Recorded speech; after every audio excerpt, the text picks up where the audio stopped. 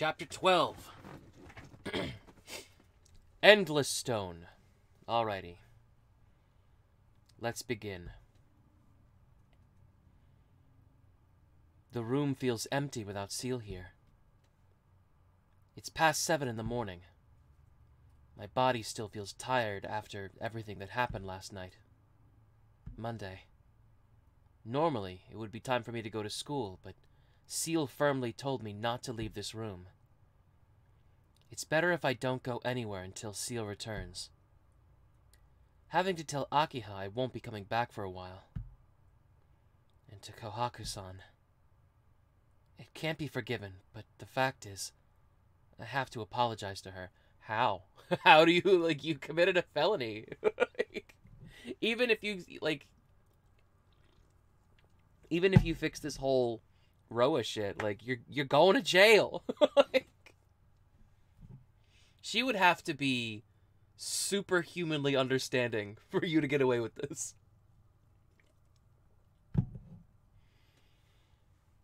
It's painful to leave those two things aside, but right now, I think dealing with Roa takes priority. I pull the sheets over my head. Resisting the tightness I feel in my chest, I fall asleep once more.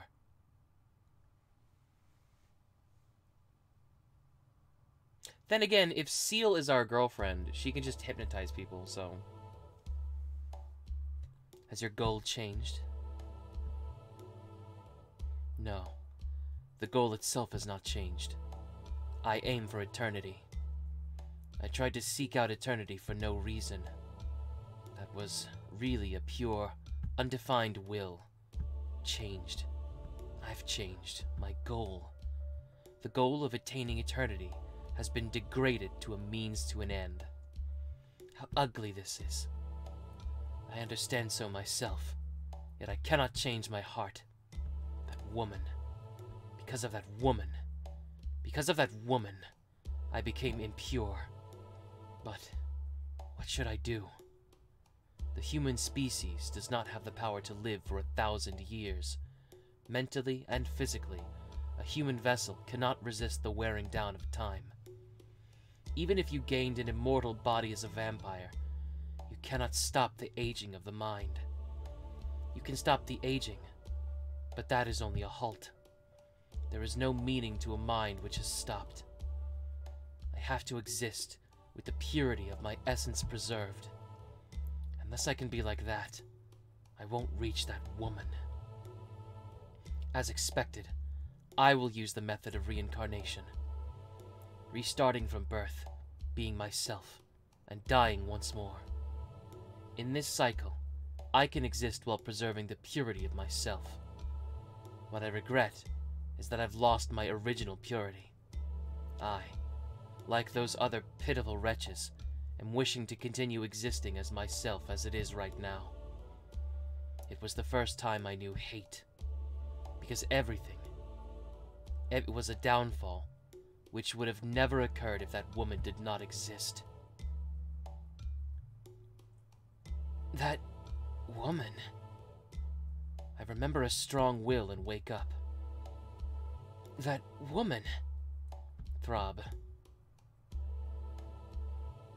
Ouch. Throb. This woman. I know. Throb. What is this headache? It isn't natural. I hold my head with both hands. It hurts. I've never felt pain like this before. My head feels like it's being hit with a hammer. Stop. Stop. If this keeps up, it'll split apart. My head will shatter apart.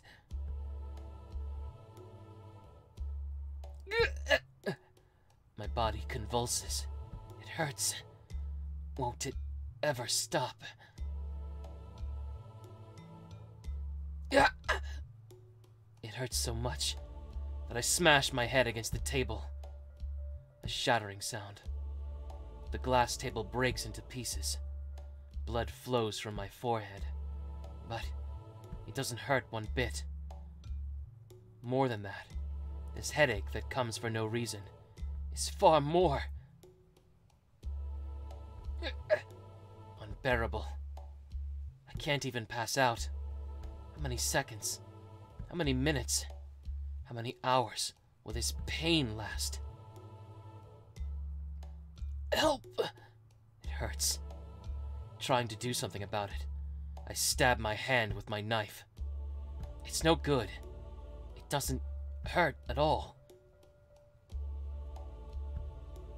Seal Senpai has not come back yet. I look at the clock, and it isn't even noon. It hasn't even been an hour since I woke up. There is another 20 hours until tomorrow morning. Just knowing that almost makes me go insane.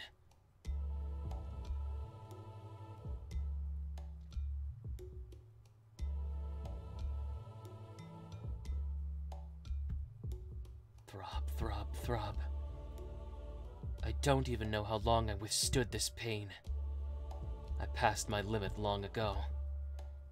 With all this pain, I'll die long before Seal comes back. If I'm in this room, this headache will stay. Outside. I have to go outside, or I'll go insane. I can't. Seal told me not to leave this room, but if I stay here, I'll die before Roa takes me over. I'm staying. I can't. My legs head toward the door. For no reason. I really wanted to see the golden moon.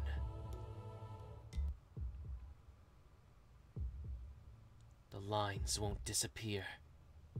The wavering in my vision worsens. The night city is shrouded in a white fog, as if it was a city that died 1,000 years ago. There's no sign of anyone else. A cocoon that's like a spider's web is everywhere on every building. It's terribly quiet, like a dead city at the bottom of a vast ocean. In that illusion, I still walk. Overhead, the large golden moon shines radiantly. Is it the mercy of the moon? My headache has disappeared, and my head is in a daze. Under the moon, as if under a spell, I continue walking.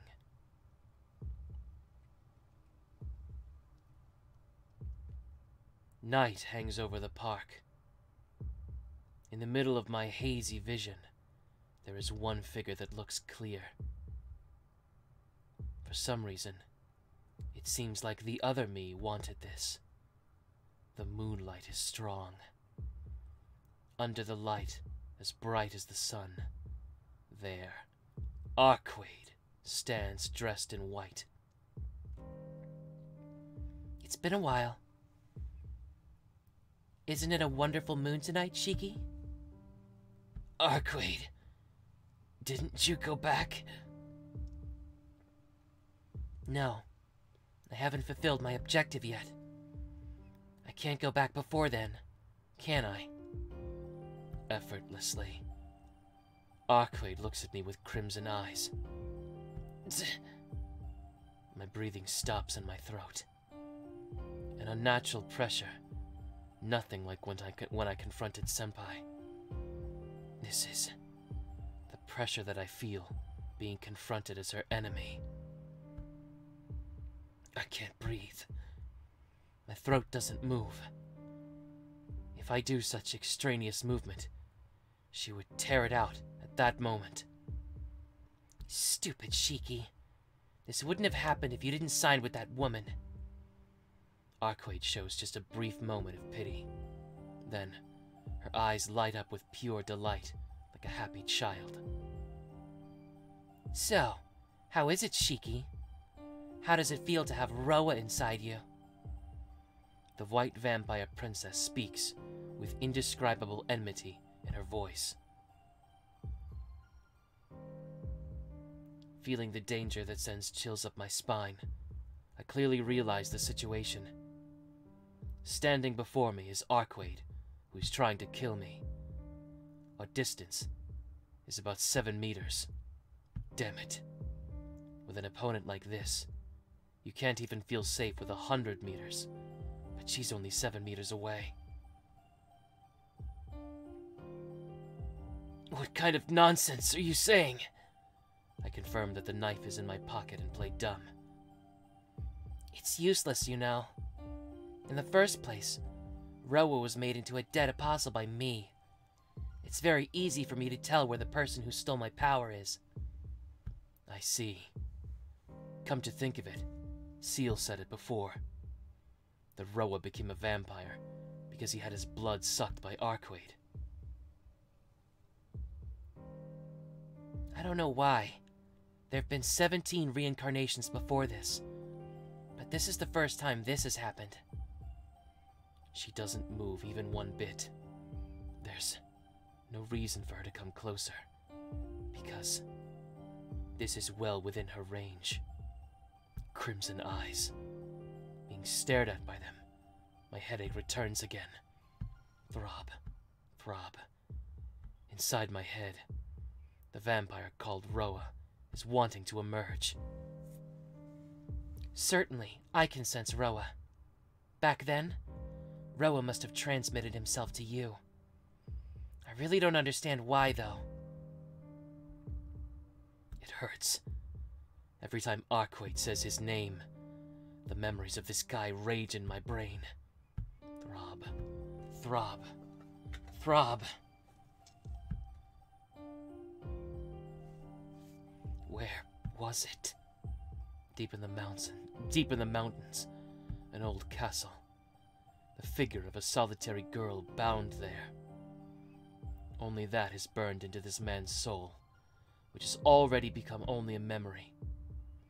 I don't understand. Even though she was a true ancestor, she was not even told the meaning of her existence. And was only used as a tool to hunt the fallen true ancestors. So she herself does not receive any wounds whatsoever. The girl painted only in the crimson blood of her enemies. Not knowing words, the woman was just looking up at the moon, as if she was some sort of idiot. Overhead, the huge golden moon. In that withering courtyard, only her figure was distinct. He felt her figure was beautiful, for the first time since he was born. Probably, no, definitely, the only time in his life. Michael Roa Valdemjong fell in love with that white woman. This is the first time. Not an impulse, but truly Roa's heart. The only remaining emotion. Roa's personality had long died, but it continues to exist without disappearing.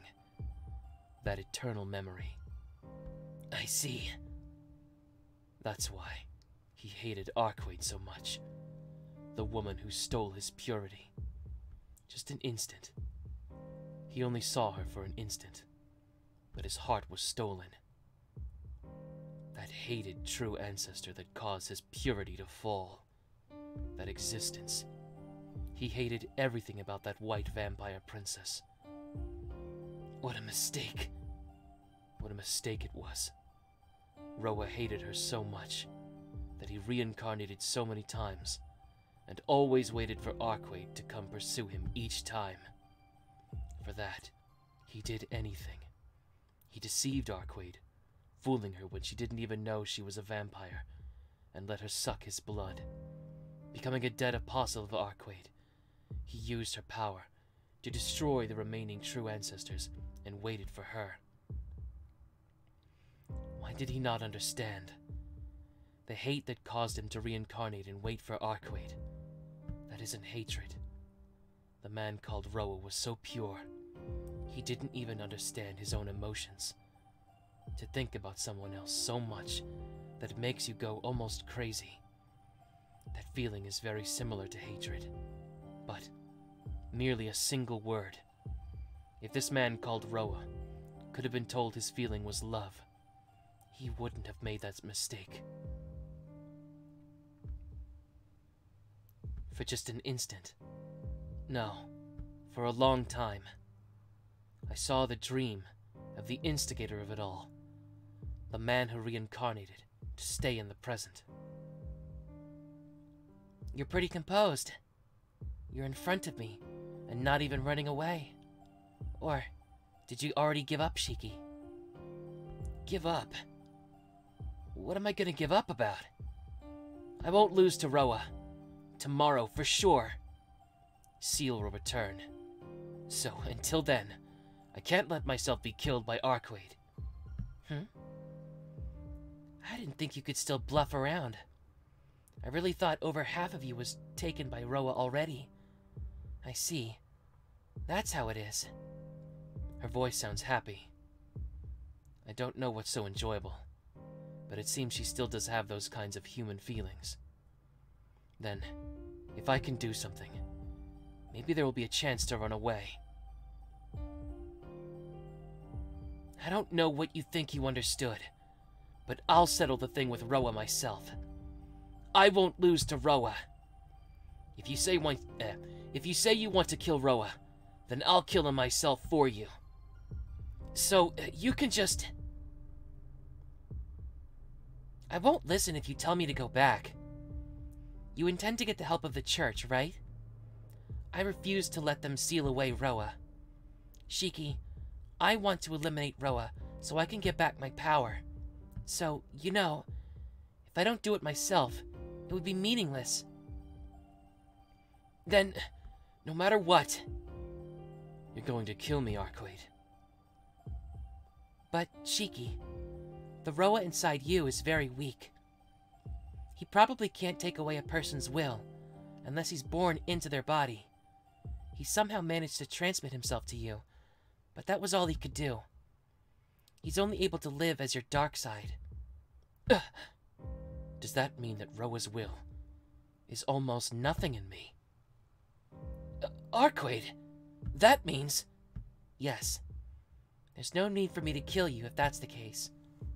I'm fine just having the power Roa stole from me working under me. She's saying there's no need for me to be killed. So why did she come to see me? Why does she look at me with those serious eyes? I don't understand. What are you trying to say, Arcueid? I'm telling you to become my servant. What?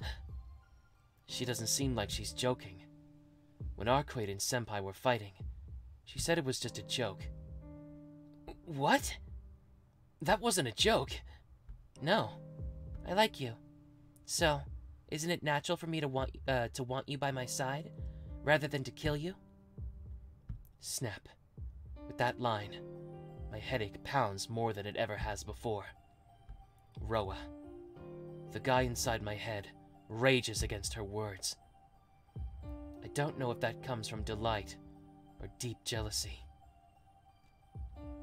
If you're willing to become my servant, I will stop Roa from consuming you. I don't think you even need to think about it, seeing how Roa will consume you like this.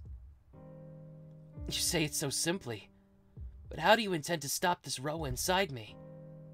Huh? The only one who can stop Roa is you, Shiki. But that method would mean your death.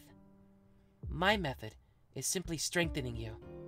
As long as your will is stronger than Roa's, then it doesn't matter how much he rages in you, right?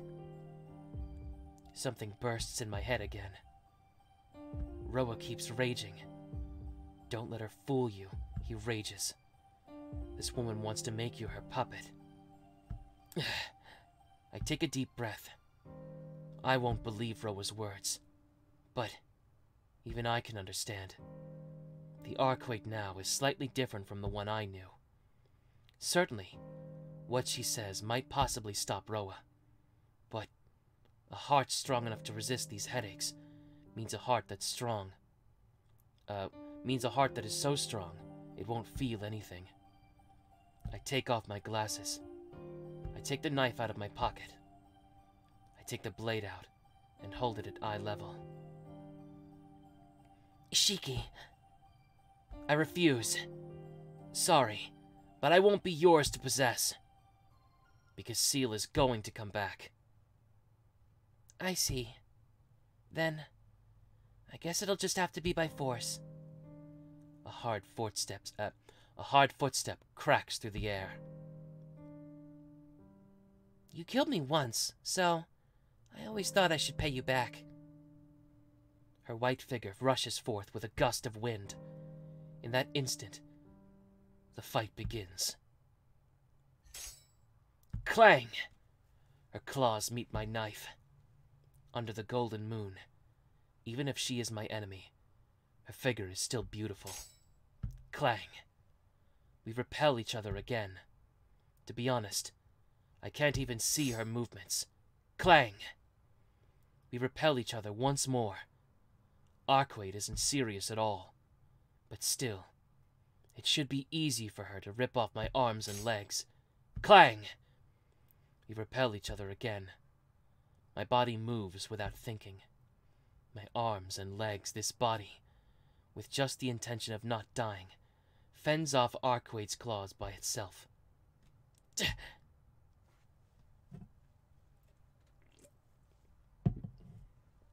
My lips curl in irony. I don't want to admit it, but it seems my body has become beyond that of a human's. In the dead of night, it seems Tohno Shiki has become like Shiki, probably be able to easily jump off a third floor of a building and be just fine. Clang! But this is it. From the very start, I knew I couldn't win against Arcueid. First of all, I can't see any lines on her. I have no way of hurting her.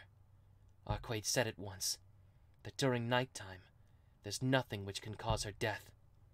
Clang! She hits my knife. With just the swing of her arm, I fly through the air. I manage to land on the ground and ready my knife. No matter how much I look, I can't see any lines on her. Damn it! What nonsense are you? Yes, I'm so right. In the deep night without the mercy of the sun, facing the princess of the moon is too reckless. My throat is burning. My heart feels like it'll explode. I realize that since I saw her tonight, I was under the pressure of her crimson eyes, and I haven't been able to breathe well. Have you realized it yet? She isn't even out of breath. Even though I'm gasping for air and my heart feels like it'll stop, she's completely relaxed. Jeez, you really are stubborn. If you had that much strength, you should have gone ahead and killed Roa. What are you saying? Gasping, I managed to suck in air. Kill Roa? That means to kill myself, right? Well, to fight and kill myself, rather than running away, may indicate a strong heart, but... You don't seem to understand.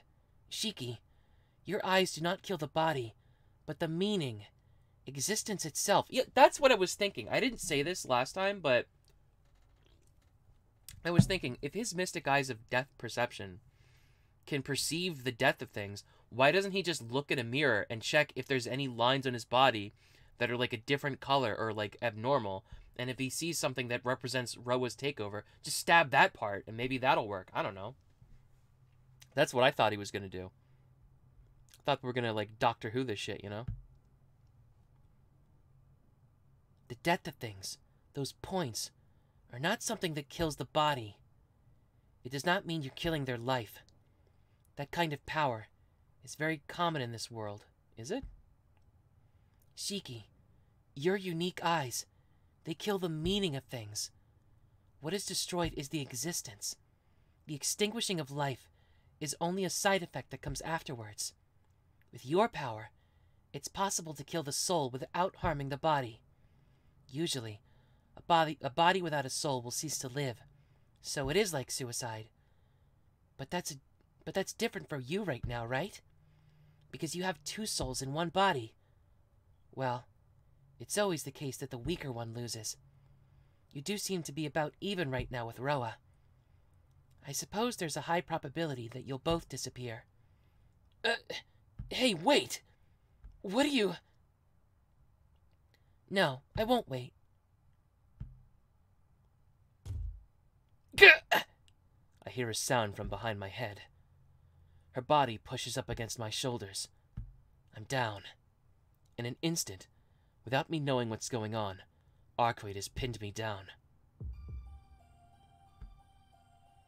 Arcueid glares at me without speaking, her body weight against my shoulders. She stops, as if hesitating over what to do with me. I gasp, but it might have just been her silence. This close. Now that we're so close, I may be able to see it. I stare at her body. The core of my brain screams in protest. Completely unlike the pain of my headache before, as if it really were tearing itself apart. But it's no good. I can't read the death from an existence like Arcueid. Daytime might be different, but at night, she's close to being a perfect life form that doesn't even carry the concept of death. What do you intend to do with Roa, Arcueid? You said you wouldn't kill me, but as long as I live, Roa will still be alive. I don't care about a deluded Roa. Yes, that's why I could have let you go, Shiki. Oh, you don't have to hold back. Go ahead and let me go. Don't worry about me and go home. Back to your daddy. The fuck? But you know, isn't it natural for me to take back my own power? And more than anything else, I do like you. Squeeze.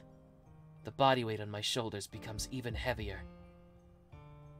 More than killing you and destroying Roa, I want to take you in. So I won't kill you, her red eyes seem to say. I can't believe it, but it seems I really like you. That's why I'll save you. I won't suck your blood, and I won't do anything you won't like.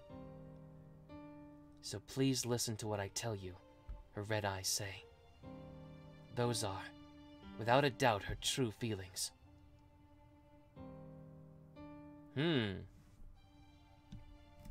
What do I do?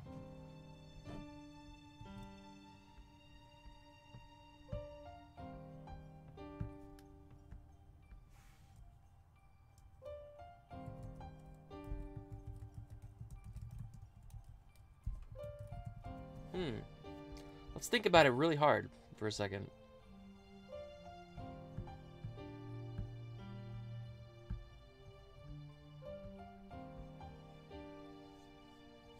That's the wrong one.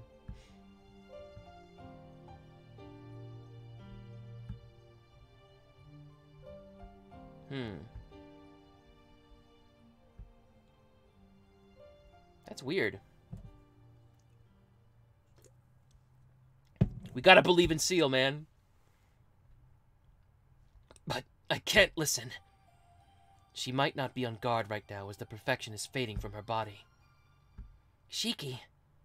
Or do you hate me? Her eyes look straight at me. I look at her face while being pinned down. Sincerely. So strongly that it might burn my brain. I don't hate you, Arcueid. Really? She sounds very happy. My forehead is burning. As my brain throbs horribly, I definitely see just one line of death. But I have to refuse.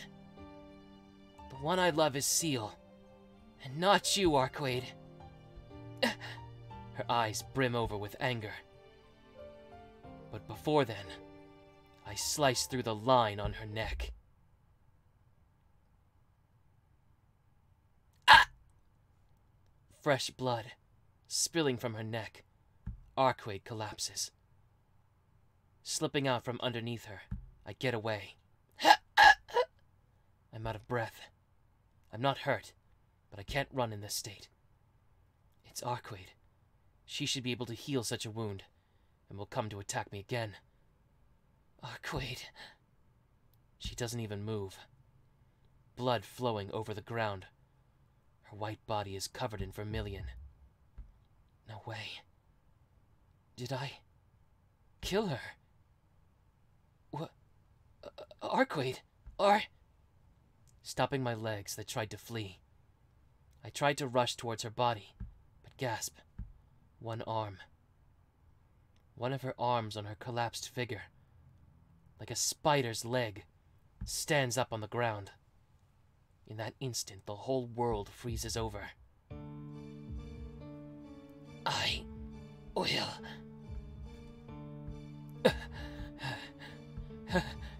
From her neck spills her blood and her breath. Her arm tenses. Kill you.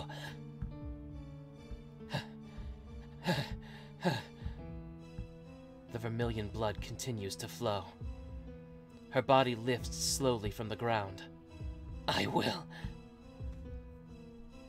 Heavy, rapid breathing turns into laughter. Her white body stained in blood. Excuse me. She raises her face.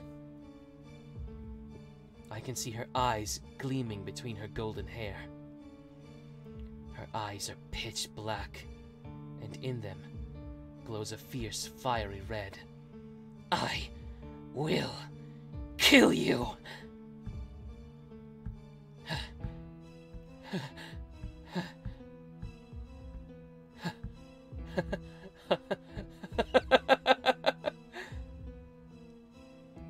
Arcueid! Her eyes are looking at nothing.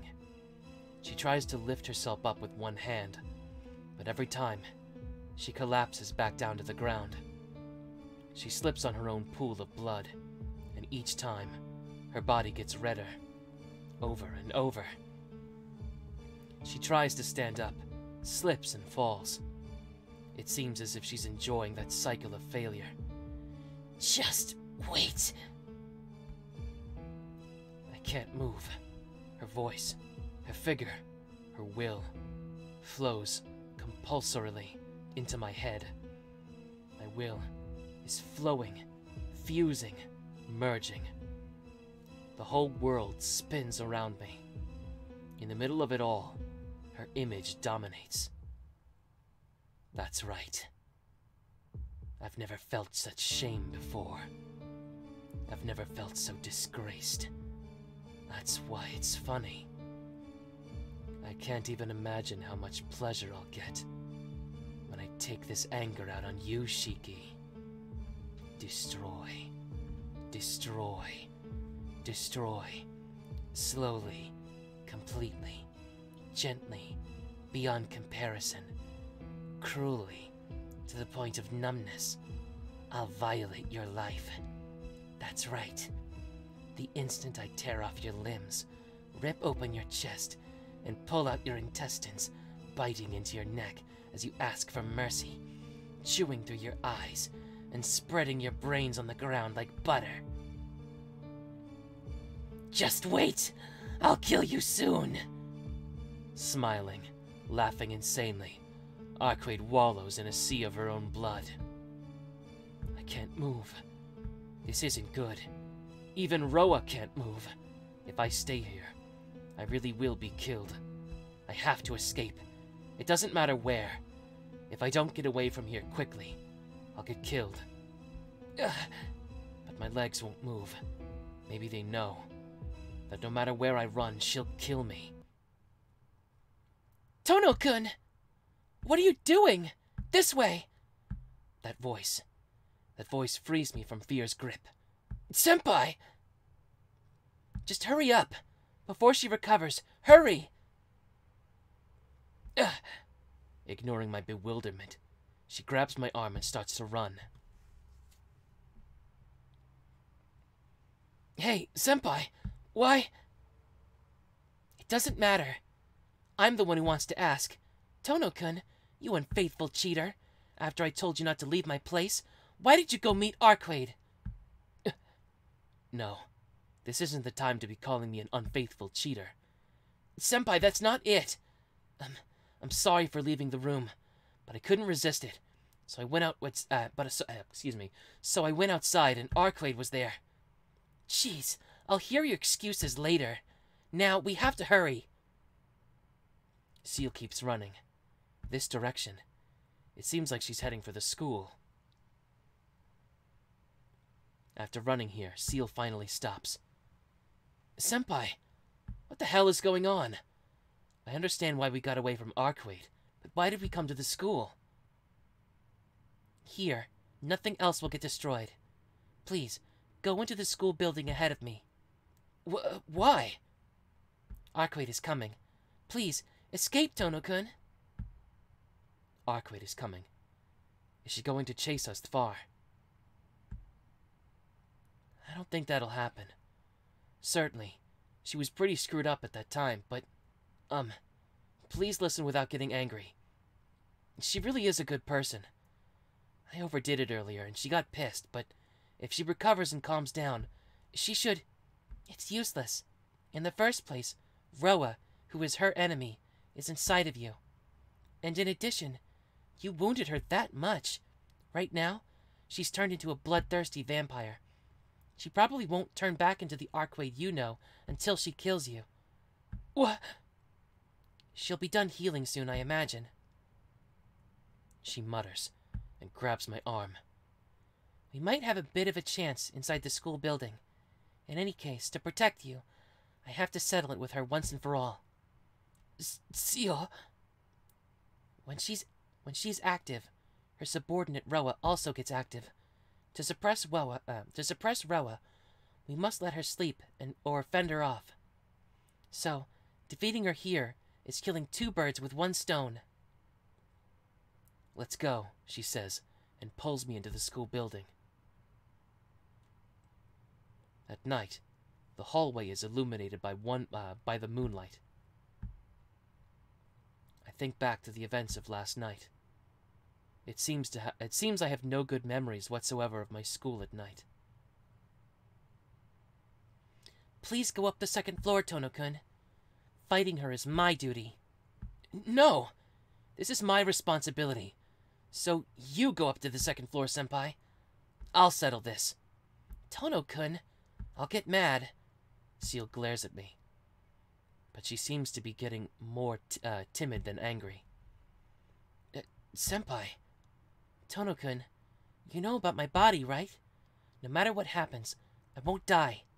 But a trivial wound could be fatal for you. Certainly, you might be able to defeat Arcueid using your eyes, but before that, she would just shred you apart. Tohno-kun, didn't you even say it yourself? That you'll make me happy? So I beg of you, please don't die here. But, senpai, by yourself, you can't... Don't belittle me, please. I've already exterminated scores of vampires before. When it comes to defeating vampires, there's no one better than me. She strikes a confident, gutsy pose. But I see the tips of her fingers shaking. Is she scared, even for her, who has exterminated numerous vampires? No, because she knows Arcueid isn't a normal opponent. No, senpai. Even still, I don't want to leave Seal by herself and run away. Before I can voice that thought, she presses a finger to my lips and stops me. Tohno-kun, you shouldn't say that. Please, listen to my selfishness. For once, I want to protect you out of my own will. If I can do that, I'll never be able to face you with a smile. If I don't do that, I'll never be able to face you with a smile from my heart. She says that with tears brimming in her eyes. Tohno-kun, I came back this early Because it was no good. There isn't a way to help you at the church. The only thing there were ways to try to use Roa to their advantage. And there wasn't anything that could help you as its host. I see. Oh well, it can't be helped. It's not like something for you to cry about, Seal-senpai. No! If only I was better. I could have found something more. But I couldn't. That's why the only thing I can do now is slow Roa's advance. It hurts. Even though I know the pain you're going through. I'm only selfishly thinking that I want you to be by my side as long as possible. I don't want to see her cry. I embrace her, so I won't be able to see it. Tohno-kun. It's okay. I want to be with you as much as I can, too. No matter how much it hurts, I'll fight Roa to the very end. You weren't being selfish. I'm the one being selfish. But that... Don't get me wrong. I don't intend to lose to Roa. Before, Arcueid said something weird. So, maybe, there just might be a way left. Seal, I won't lose, but my chances of stopping Arcueid are slim. That's why I leave it to you. You're unbeatable against vampires, right? Yes. Thank you very much. Seal's arm around my back tightens. As we hold each other, I try to put my lips to hers. Then, Seal hops back like a rabbit. We can't kiss. If you do such a thing, I'll be too happy and wouldn't be able to concentrate. So let's just keep it at a hug for now. Yeah. Then I'll go away. But if you get in trouble, just call out for me. I'll come right away.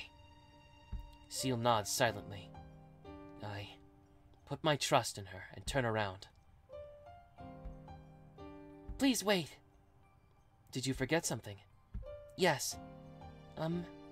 Tomorrow. Let's go play. The three of us with Inui-kun. We'll make up for that one time.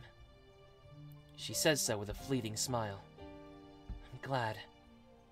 I'm glad that our promise meant so much to her. Yeah. Then it's a promise. I stick up my hand. Yes. Please keep it this time.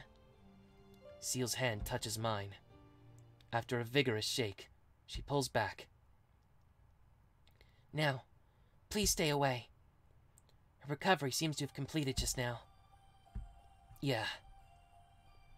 Nodding, I really turn my back to Seal this time.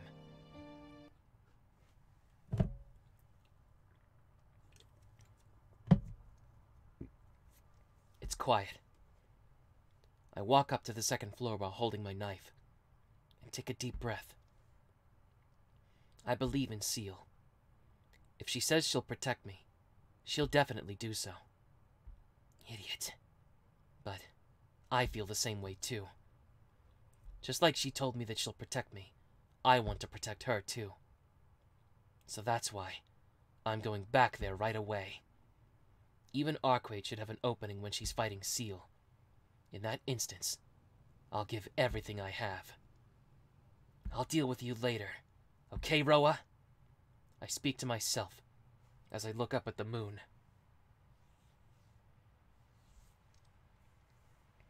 After I fend off Arcueid, I have to walk a tightrope with a very low chance of succeeding. There's no guarantee I'll survive, and in the first place, I don't even know if this method will work. But there's nothing else to do. If you have that power, someone told me before there's a meaning behind having such a power, and the time will come when I will need that power. Yeah, that's right. This is probably my duty, Sensei. I'm prepared. Now, I just have to figure out how to get Arcueid. The building shakes. A large crash. An impact, like a dump truck slamming into the building at full speed. No way! The building is shaking. It hasn't even been a minute since Seal said Arcueid was done healing. From the park to here. Such a distance. She came in that amount of time. That's different. That severity is entirely different from the Arcueid that I know. Senpai! Who cares about taking her opponent right now? Without thinking, I run with all my might. It's a nightmare. Seal and Arcueid are in the hallway. In reality, that's all there is. That's all. But my legs freeze. This air isn't normal. Everything. It's difficult to breathe, as this whole place is filled with Arcueid's vampiric will. Like I'm inside some living thing. In the middle of it all, the fight between Seal and Arcueid ended, really easily, so one-sided. Senpai! It's far. Across a seemingly infinite span, Seal is almost killed by Arcueid. Seal is almost dead, and she doesn't seem to see anything but Arcueid. Arcueid's arm reaches for Seal's chest. With a sickening sound, she tries to rip out Seal's heart. That's too much. Even if she says she won't die, pulling at her heart while she's still alive is too much. Stop! Arcueid turns around. She looks like she's staring at an insect. Just that thought. Just that causes me to forget that I'm alive. Oh, you're here too? Wait there. I'll be finished soon. Saying that, Arcueid destroys Seal. She snaps Seal's neck as she repeatedly tears her body apart with her other arm. Pretty stubborn, huh? I guess you won't die unless Roa's killed, Seal. Slash. Splat. A cycle like she said she experienced at the church. A cycle of reviving and dying. If I take in Roa, you'll have to continue living until I die. In order for you to die, you'd have to kill Roa with the Holy Sword of Reincarnation criticism prepared by the church. So, what? Seal painfully responds, half conscious. Is that alright with you? Roa's death means your death. If you destroy Roa, your body would return to normal. Return to a normal, boring human body. That's what I wish for. I see. How pitiful. Your wish won't be granted. I'm going to take Roa back, this time for sure. By slicing apart that lump of flesh over there, hundreds of times. Seal's body convulses. Arcueid rips out Seal's heart. Even still, Seal revives and coughs up blood. Arc! Something snaps. My headache rages. I feel sick. You shut the hell up! I slam my head into the wall. Look, this isn't the time to pay attention to him. I can't let her lay even one finger on Seal. Look. Give your brain a strain that could burst your blood vessels and look. Look! Look! Look! Look at the death that would kill that vampire. Why? I almost go crazy. The death of animals, the death of plants. I can even see the death of the air before me. But Arcueid has nothing that can cause death on her. Before, someone told me the true ancestors are a perfect life, just by being in this natural world. They're an extension of nature, so they can draw as much power from the source called Earth. That's why they won't die. They have no limits. Oh, so that means they're only perfect in this natural world. Look for it. It has to exist. If I can see the death of everything, the point has to exist somewhere. I was mistaken. There are no causes of death on Arcueid. In that case, first, I have to take that which makes it so... I found it! It's far away, but I can't allow any more of this. Arcueid! Her hand stops. Follow me. I'll kill you out there. Saying that, I jump out the window and onto the school grounds. In the center of the ground. It's far. Can I make it? Arcueid pursues me with light footsteps. It's far. It's far. But I'll strike first this time. I reach the middle of the school ground.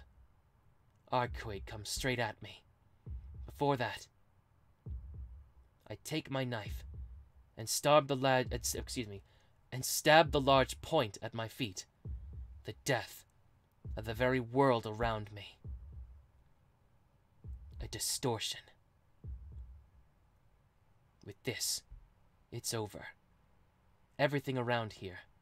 I killed the nature that Arcueid draws all of her power from. You thought well, Shiki. Arcueid comes toward me. Her body's filled with death now. All right, I can do it. I can kill Arcueid like this. But before I can confirm my victory... Go! Blood pours from my mouth. Probably because her movements were so fast. I just couldn't believe it, and I didn't feel pain or shock or anything. The slicing sound finally reaches my ears, the sound of blood pouring forth. Looking down, Arcueid's claws pierced through my chest before I even realized it. I feel faint. Everything starts to fade away quickly. Her arm is thrust through my chest, impaling me. That is a fatal wound for a normal human being. But I won't die just yet. With the way I am now, I'll still be able to live for a bit longer. From my ankles, the pitch-black shadow of death starts to creep upwards. I don't care. I forcefully swallow the blood pouring from my mouth, and I slice the line on her chest with one hand. Arcueid's voice. I can barely hear it. My head is fading.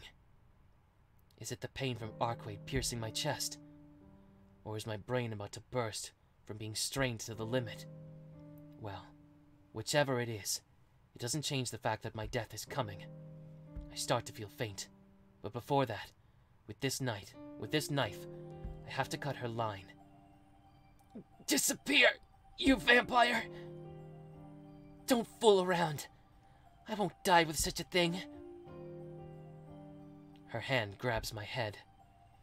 The faster than Arcueid's hand tried to squeeze my head, I slice my knife down her thigh. Just go away. I'll take Roa with me. Without your help, I'll kill him. So disappear. I don't want to fight you. What are you saying? You're the one who refused me. Her grip increases. The sound of my skull fracturing. I'll kill Roa right here. I told you I won't go back unless I do. Oh, no, that was her talking. I told you I won't go back unless I do. You stupid woman. My knife swings again. With a slice, I cut off her arm.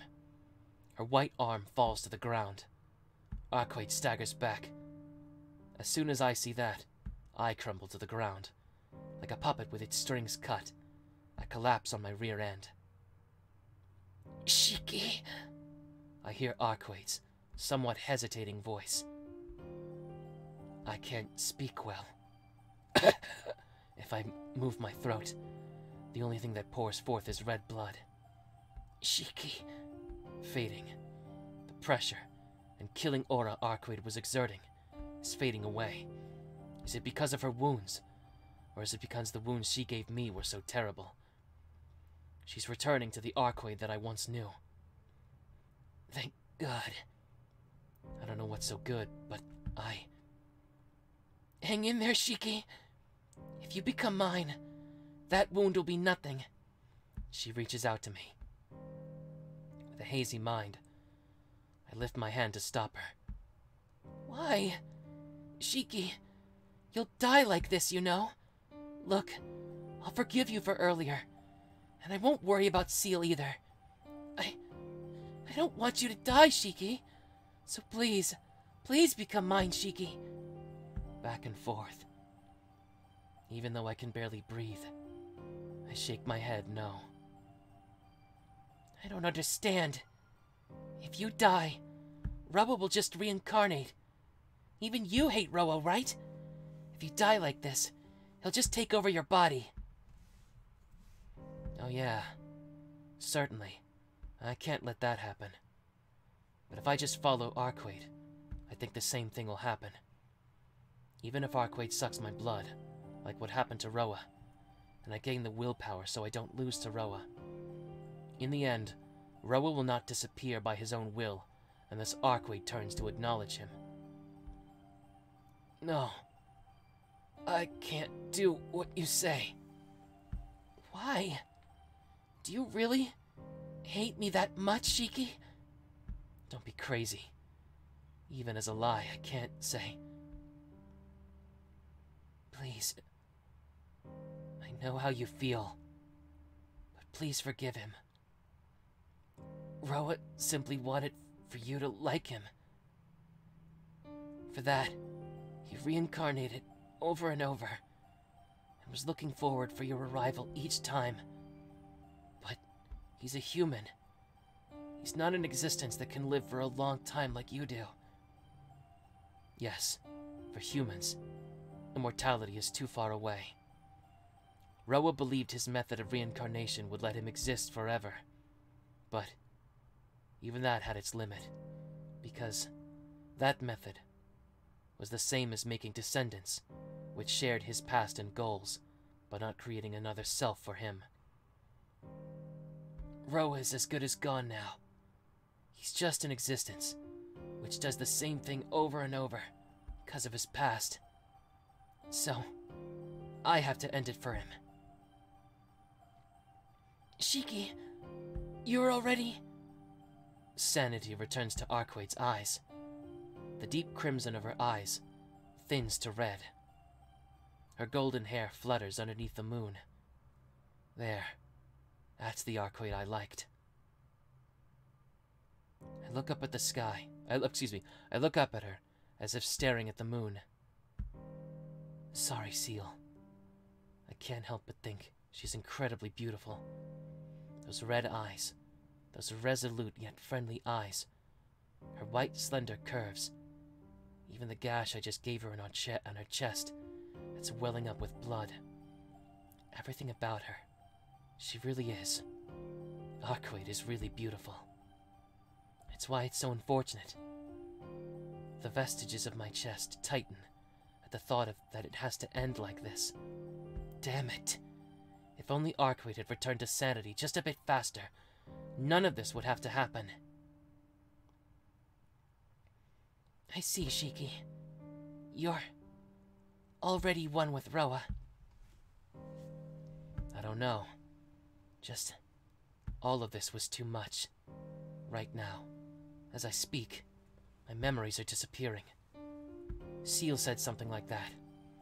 That if I tried too hard to see something that should not be seen, my blood vessels will burst, and that I would lose my mind. Shiki, you idiot! Are you saying you'll let Seal kill you? Of course not. But I'm already like this, thanks to you. I probably can't hold on for long.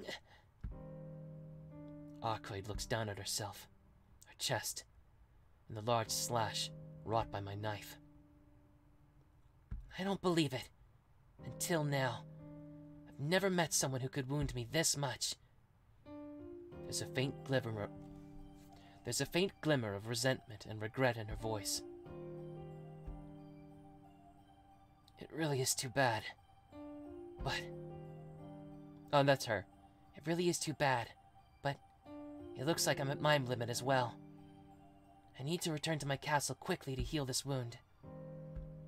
Right. So you should hurry. Get out of here. She doesn't answer. It probably wasn't even a brief pause. Just, for that instant, it's probably that I wanted to treasure that last moment before we parted. Arcueid gives an amazed sigh. You're such a mean guy. You say mean things until the very end. But, you know what? I like that about you, Shiki. Saying that, with a smile to the very end, her body disappears like a fading mist. I see. We're the same after all. Thinking that aloud, I look up at the moon. In the end, it really was just a brief moment. But we both returned to the relationship we had when we first teamed up together. I really liked her. It had nothing to do with the Roa inside of me. Just, she attracted me. That's why. Parting like this, after we were fighting only moments ago, it's too painful. Why did it turn out like this? Our relationship. I don't think we made that many big mistakes. The blood doesn't stop. I try to breathe, but blood just flows forth from my mouth like a pump. I'm almost gone. Arcueid should have taken it easy on me. If I get such a big hole in my chest, even a half-vampire like me can't be saved. Thump. It's not my heart. The beating of my heart has long since stopped. The only pulse remains in my head. It's probably because I strained myself too hard to get Arcueid back. I, Tohno Shiki, begin to fade, and Roa becomes stronger. My body is almost completely dead. After I die, Roa will take over. Even though I can't, Roa would probably find a way to heal himself. If that happens, I would make the same mistake Seal did. Sorry. That's all I can say.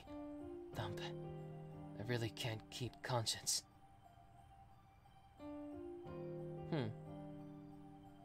Before that, I look at myself. The point is on my scar. The point of death. Of Roa's death. Tohno-kun, you said it yourself. That you'd make me happy. So please don't die here. That's why. All I can do is apologize. I can't ask for forgiveness. Even though I wanted to do so much, it turns out that I won't be able to do anything for her. Then at least, in the very end, I should release her from her terrible fate. Taking a deep breath, I place the knife on my chest. The point is at the tip of my knife. All that's left is for me to push. Just that. Stop. I can hear a voice. It has to be a hallucination. Tohno-kun. A crying voice calls out from the school building. Looking up, I see a fully healed Seal running toward me. Stop it. If I see her face, I'll lose my resolve. Probably. I'll feel sorry and be unable to finish this. That's why, before she comes, I strengthen the power in my hand. The knife slides silently into my body. With just that. Psst. The voice disappears. An old book. I thought I saw an illusion of it disappearing page by page into the darkness. With that, I was able to fall into the deep darkness I fell into years ago. Tohno-kun. Tohno-kun. I hear a voice. Tohno-kun. Why? See, just as I thought. No, I don't want this. I heard this crying voice. Why? You said you wouldn't die. I knew I would regret it. Daylight Blue and Epilogue. Wow. It's just a blank screen because he's dead. What? What?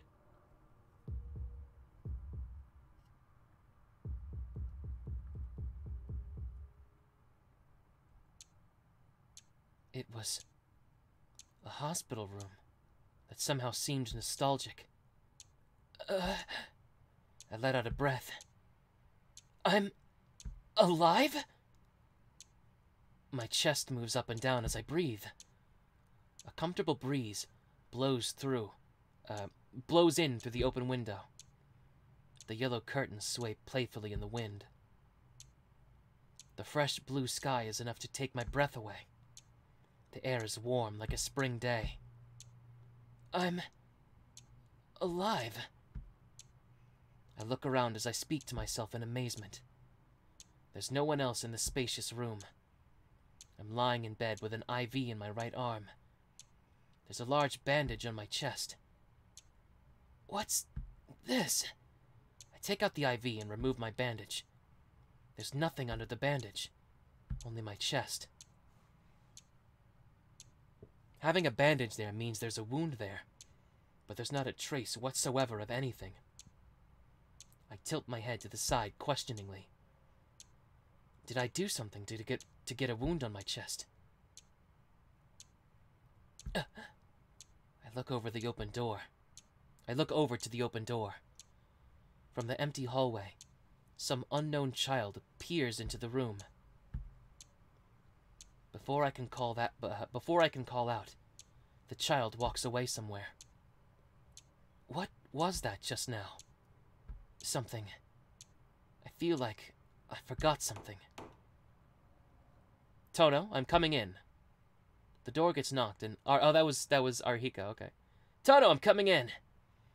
The door gets knocked and Arihiko walks into the room. Yo, you're up! Good, good. You really couldn't talk much yesterday, but you seem a lot better now. He cheerfully walks over to the side of the bed. Arihiko, what are you doing? Huh? What am I doing? I'm here to check up on you. You asked me that yesterday, too. You must still be out of it. Check up? On who? I'm sure your head would space out after sleeping for 2 months. But don't keep asking me the same things you asked me yesterday. It's about your body, so didn't the doctor tell you about it? Saying that, Arihiko takes a seat in a nearby chair. I get even more confused, and I hold my head. Oh, the doctor didn't say anything? You've been here for a long time, you know. Yeah, well, I kind of figured that out, but... The doctor did say you might not know what's going on. Well, I guess it can't be helped. I guess it's more friendly for me to tell you than having a doctor tell you. Crossing his arms and nodding to himself, Arihiko looks me in the eye. It was 2 months ago. You were found collapsed on the ground at school. Ground? Why is it? Now that he mentions it, I feel like I know something. It seems the track and field club found you during morning practice. They come at around 5 o'clock in the morning. So, they say you must have collapsed during the night, but what's the truth? Even if you ask, I don't know. First of all, you say I was collapsed on the school grounds, but I never even go near there. Right. Well, anyway, you were found there, collapsed. You weren't hurt or bleeding, so you were taken to the clinic because they thought it was your anemia. but you never woke up. So we called your house, and then you were brought to the hospital. You've been in a coma for about 2 months since then. Arihiko tells me an amazing story. A coma for 2 months? That's usually... Yeah, even the doctors seem to have thrown in the towel. To be in a coma for a week means you're a vegetable. Then yesterday, you just woke up and said, "Yo, Arihiko." I thought my heart would stop. He laughs heartily. Well, you were always the kind who could have died at... Oh, I'm sorry. Well, you were always the kind who could have died at any moment anyway. So, since I was thinking you would be like that forever, it surprised me even more. Arihiko. I'm in this kind of situation, and you're saying pretty mean things. Well, it's fine because you healed, but it was quite the amazing time while you were a vegetable. Even though they said you had no hope of recovery, Akiha-chan came and visited you every day. Senpai would come here at that time too, so it was really hard to be here. Arihiko gives a meaningful laugh. Wait a minute. Wait, Arihiko. What's with that Akiha-chan? Akiha-chan is Akiha-chan.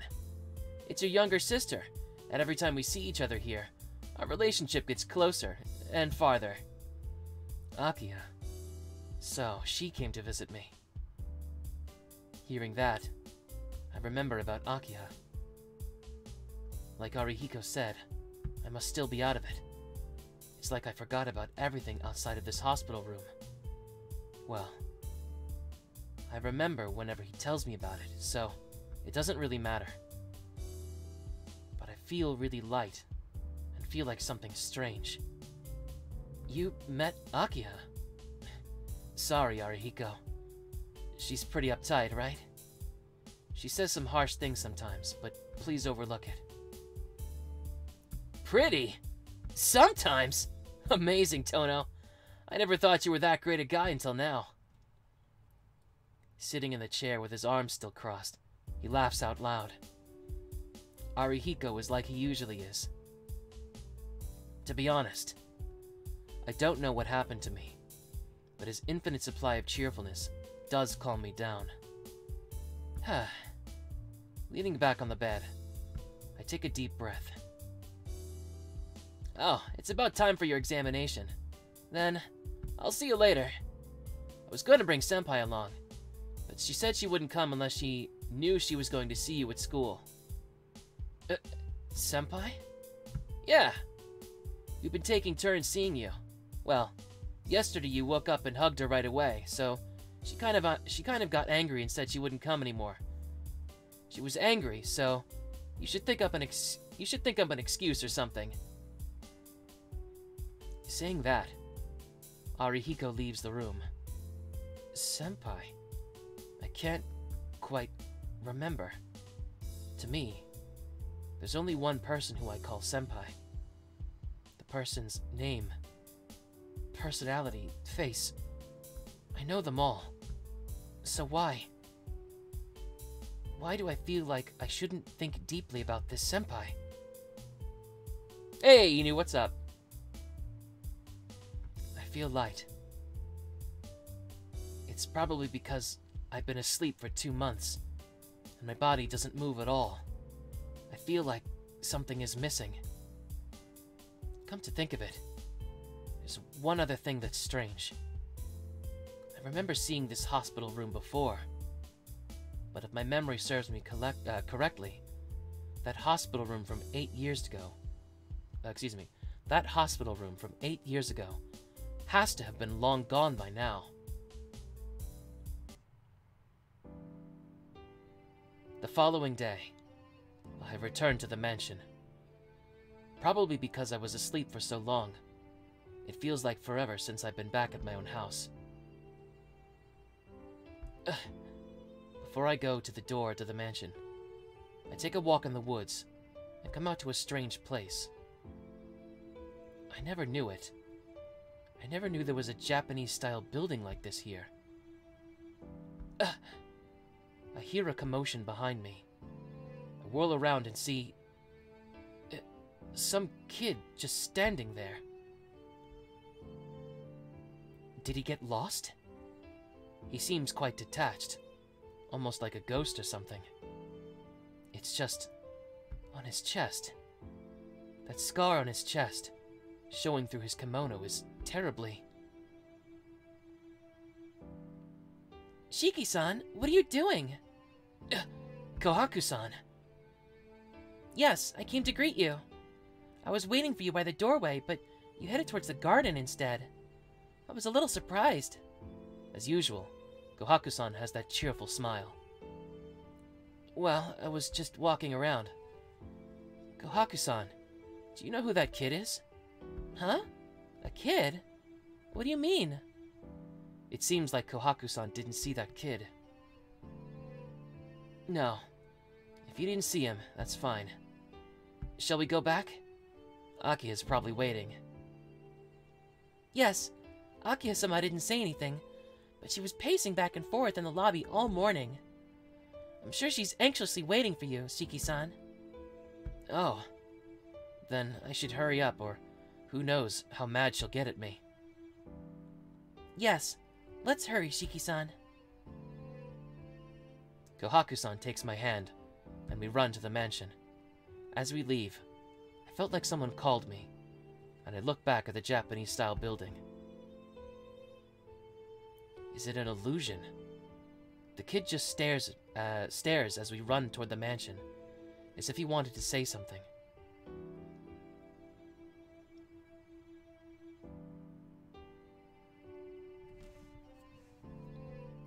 Even if something does seem missing, the life of Tonoshiki returns to normal. I'm back at the mansion. Akiha scolds me. Hisui wakes me up in the morning, and after eating the breakfast Kohaku-san made, I leave the mansion. There's something missing. Without being able to remember what it is, I get to school. Yo, morning. So you can come back to school now. Arihiko greets me cheerfully. I heard you had to rehabilitate for a while. I see. For you to come back to school like this must be because of that. Arihiko gives a meaningful laugh. I understand. I don't know who's talking. You could be together for only a bit longer.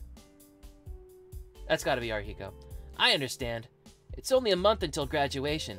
That means you can only be together for a bit longer. What do you mean? Together with who? With who? Of course, you and... Arihiko cuts off. I hear quick footsteps. Underneath the bright, early spring sunshine. Breathing quickly, she appears before me. Good morning. Great weather today, isn't it, Tono-kun? She gives her usual smile. Senpai. I gasp. That's right. Why? Couldn't I remember about it until now?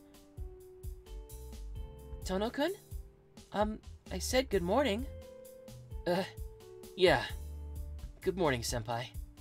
I reply awkwardly. She seems a bit puzzled and tilts her head. Jeez. You finally got out of the hospital, but you're not cheerful at all. I was so looking forward to seeing you again. Looking forward to... Why can't I remember? Did something happen? I feel like something very important happened between the two of us. But I can't remember. All I can remember is that she's a third-year upperclassman who took a liking to me and Arihiko for some reason, and that we would spend lunchtime together. I can't remember. I can't remember anything else. It's like I forgot about everything else because it was so sad or difficult that I cut the unneeded memories away. Jeez, Tono-kun. Did you forget our promise? Senpai looks at me disappointedly. Promise. Promise. An important promise.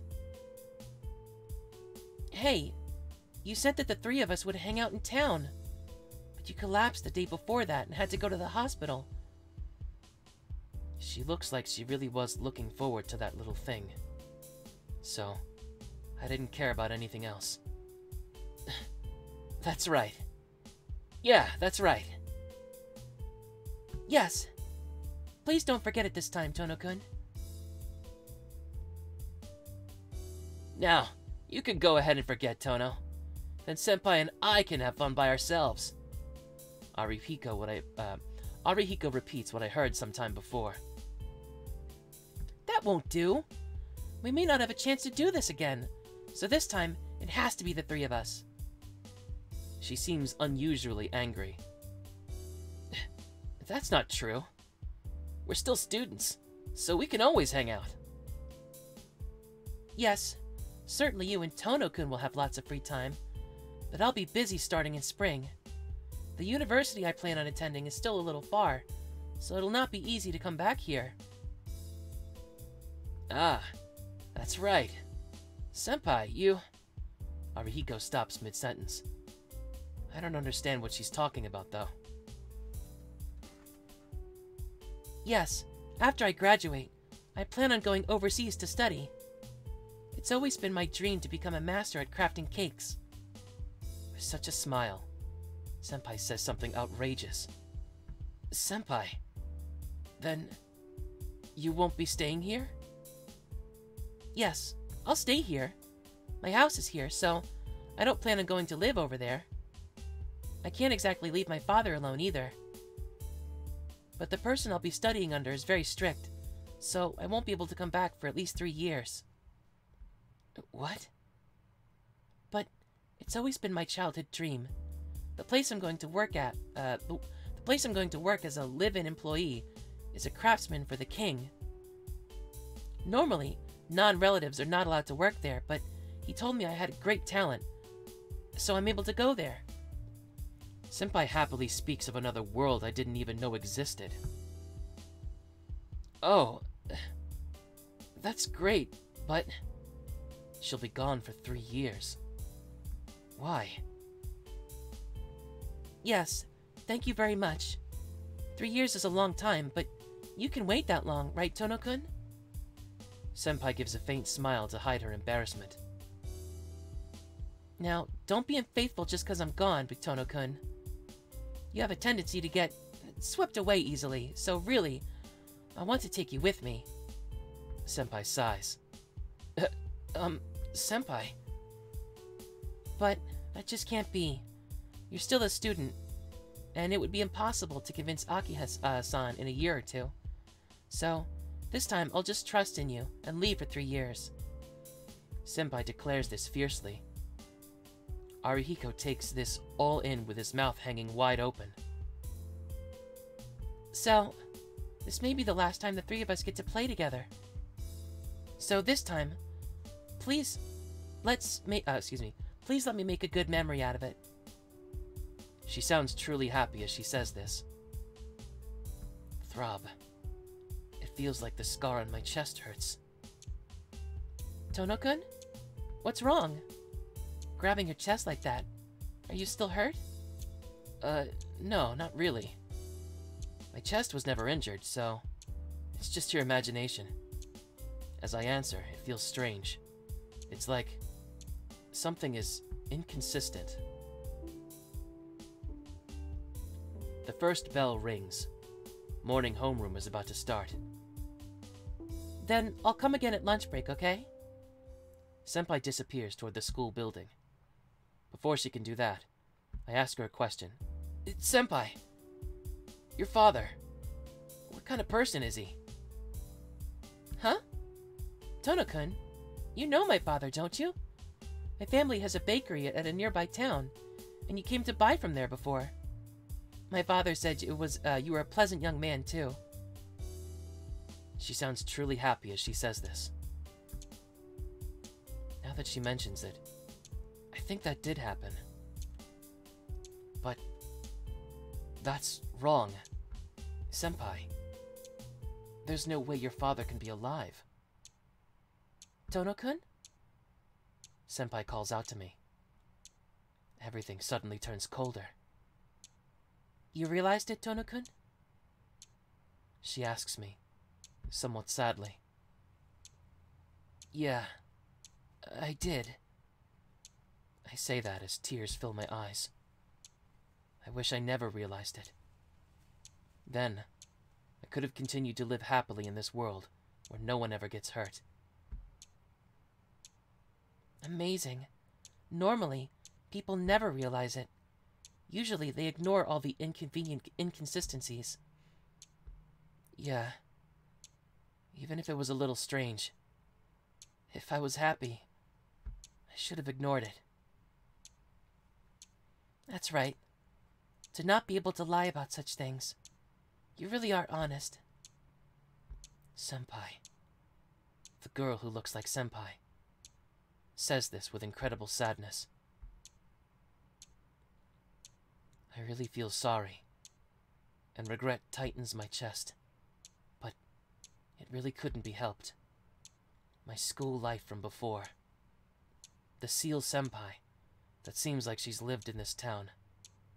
The Tohno Shiki who survived that wound without a single scar on his chest. These days, similar to the original days, without a single moment of unhappiness. That was just too happy. And I knew this was just a dream.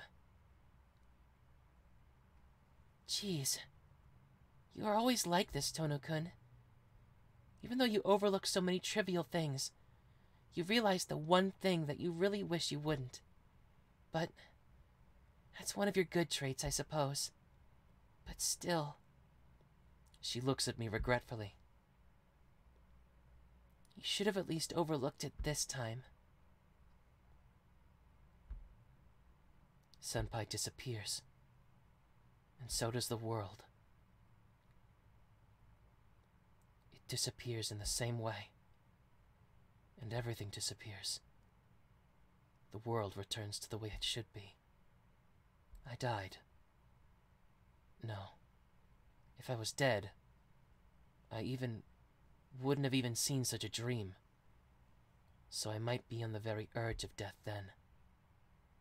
Well, anyway, it's certain that this has to be quite close to death. Strangely, I'm not afraid.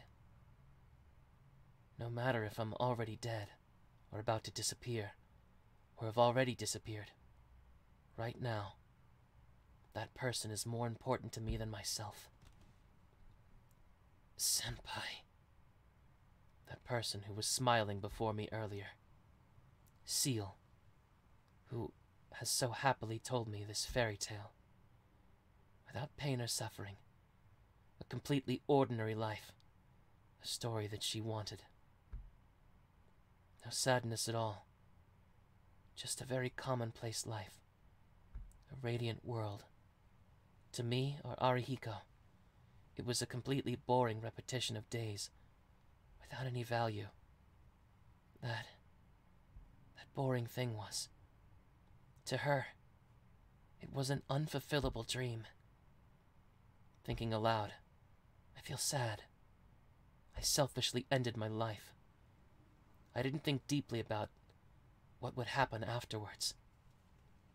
If this was what her dream was, then no matter how terrible I become, or how pitiful I become, maybe I should have stayed beside her, being helped by her, and protecting her.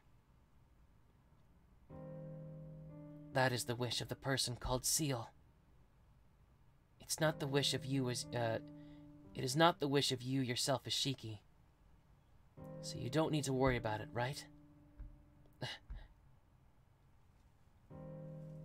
Tohno Shiki has acted on what he thought was the best choice. You don't need to burden yourself with what Seal wants. If you do that, you'll be burdened by someone else's dream like earlier. Although there's no one other than me here anymore, I can hear someone else's voice. Yeah. You woke yourself from that dream, so there's nothing else there besides Shiki. I see. You can use your brain a little, Tohno Shiki. Then you are... No. I don't want you to get the wrong impression. Roa was killed by you already. In the first place, if Roa still existed, then there would be no way you could exist. Even though you're already dead. I don't quite get it. Then, what am I right now? Let's see. Maybe you're on the verge of losing yourself.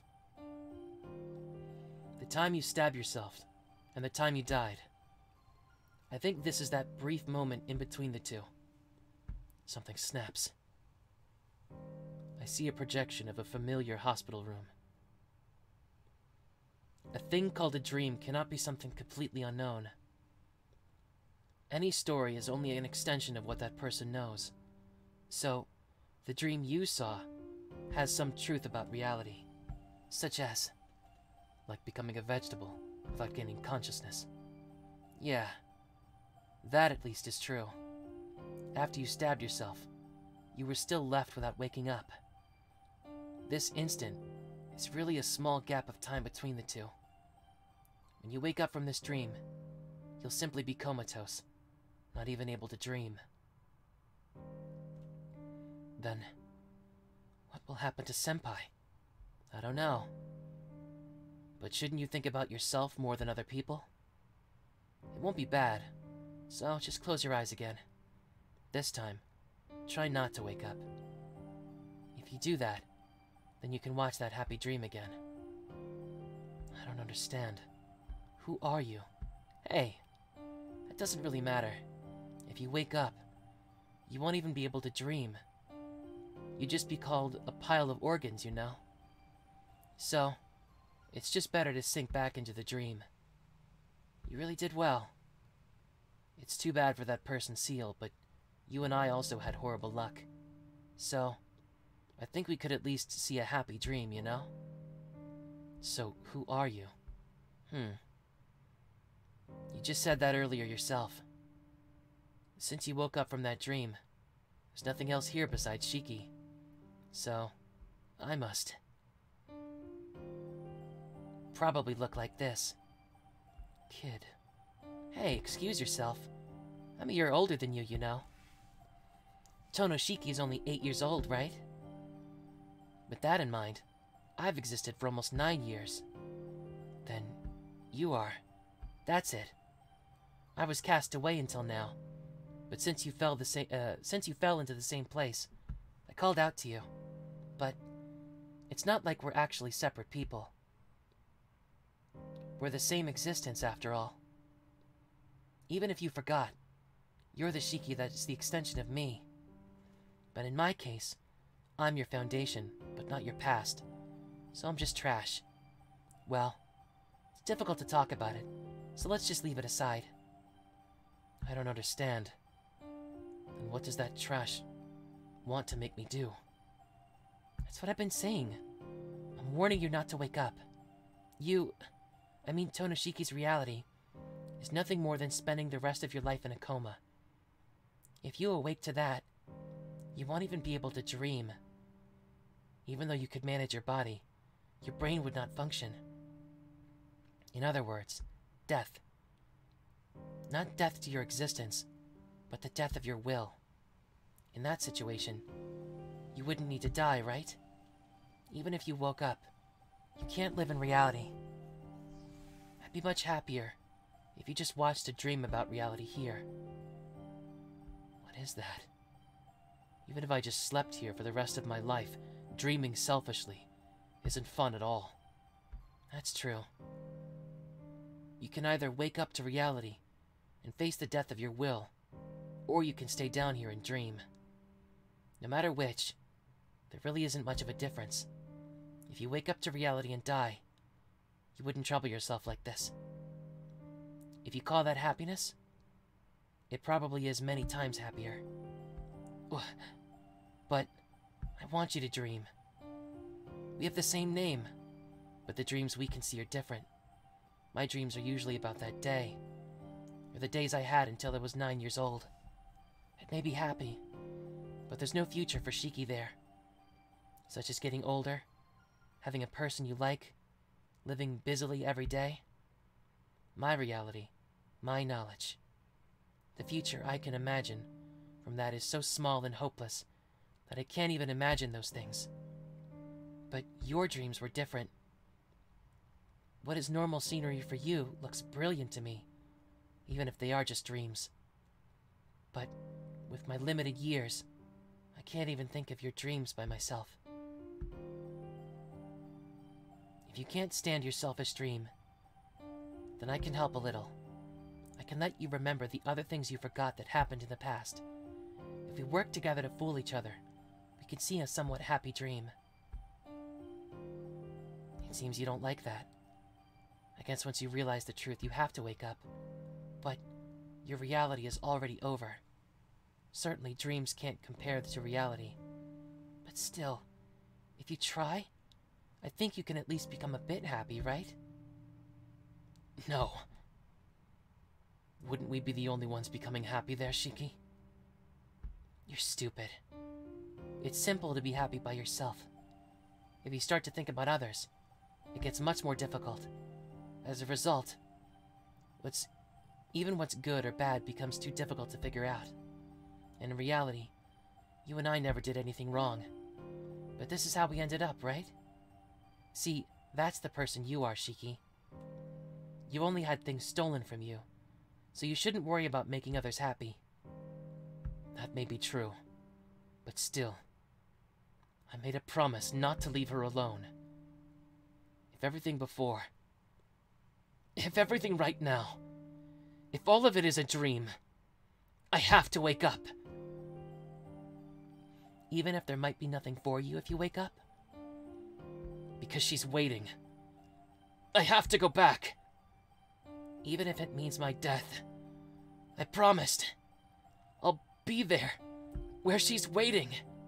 I see. Then, this is goodbye. I couldn't leave you alone, so I lent you a hand. But, like I thought, you don't need me now. All the same, it really was fun. I was able to see a good dream that maybe my future could be like that. What's this? Shaking my hand all of a sudden. That's just weird. I even felt weird. But it can't be helped, because I can't give it to you unless we do this. Even though we're the same, if we parted this much, I need an image to merge. Well, I guess it's useless for me to tell you, because you even forgot about that. Hey, you're disappearing. You're starting to form shape. Well, it's about time to say our goodbyes. I'll forget about you, so please forget about me. Now, it's meaningless to go back to the Shiki before becoming Tohno Shiki. Oh yeah, about her. I like her too. So, I agree on the fact that she's more important than you. But you know, if that's the case, never do something stupid again to make her cry, okay? And he disappears. No. Maybe died would be closer in meaning. I feel a strange pain. Missing. Something I won't be able to get back. I feel sad about something. Even though I tried to remember, I didn't quite grasp that it was nostalgia. My consciousness returns. I wake up from a moment's dream. If that dream disappears, and I disappear, the only thing waiting for me is death.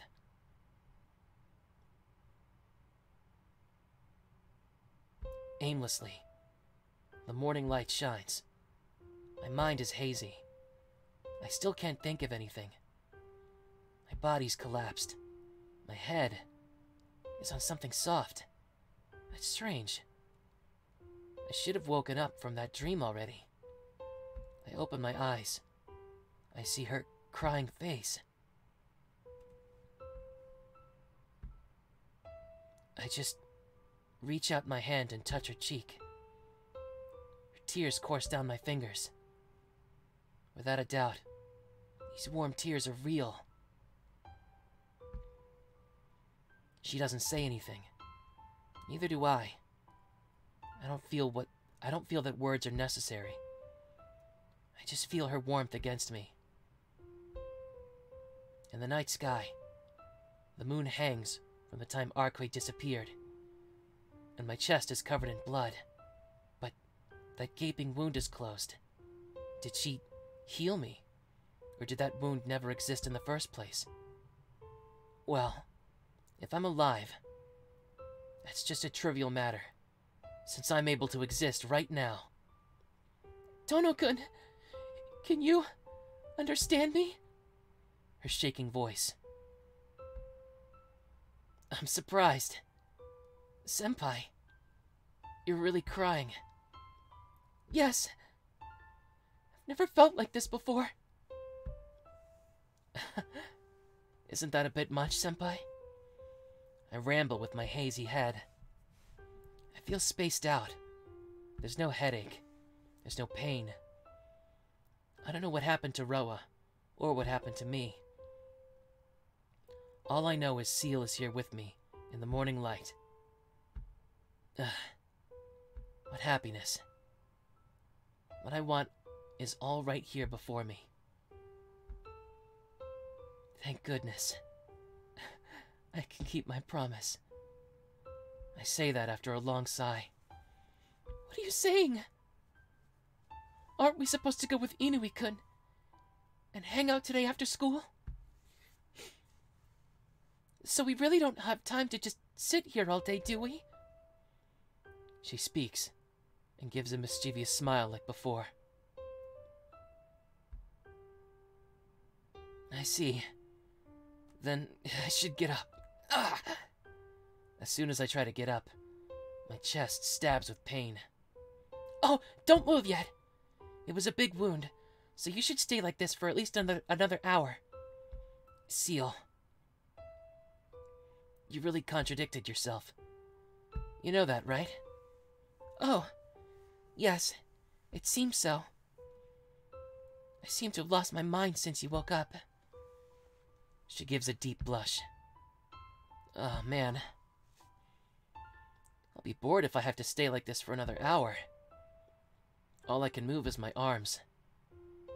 And she should get tired from having my head on her lap for an hour. Sorry. Doesn't this tire you out? You can let me sleep on the ground. Jeez, what are you saying? I'm doing this out of my own will, so please indulge my selfishness. Her cheeks turning even redder. She continues to look at me.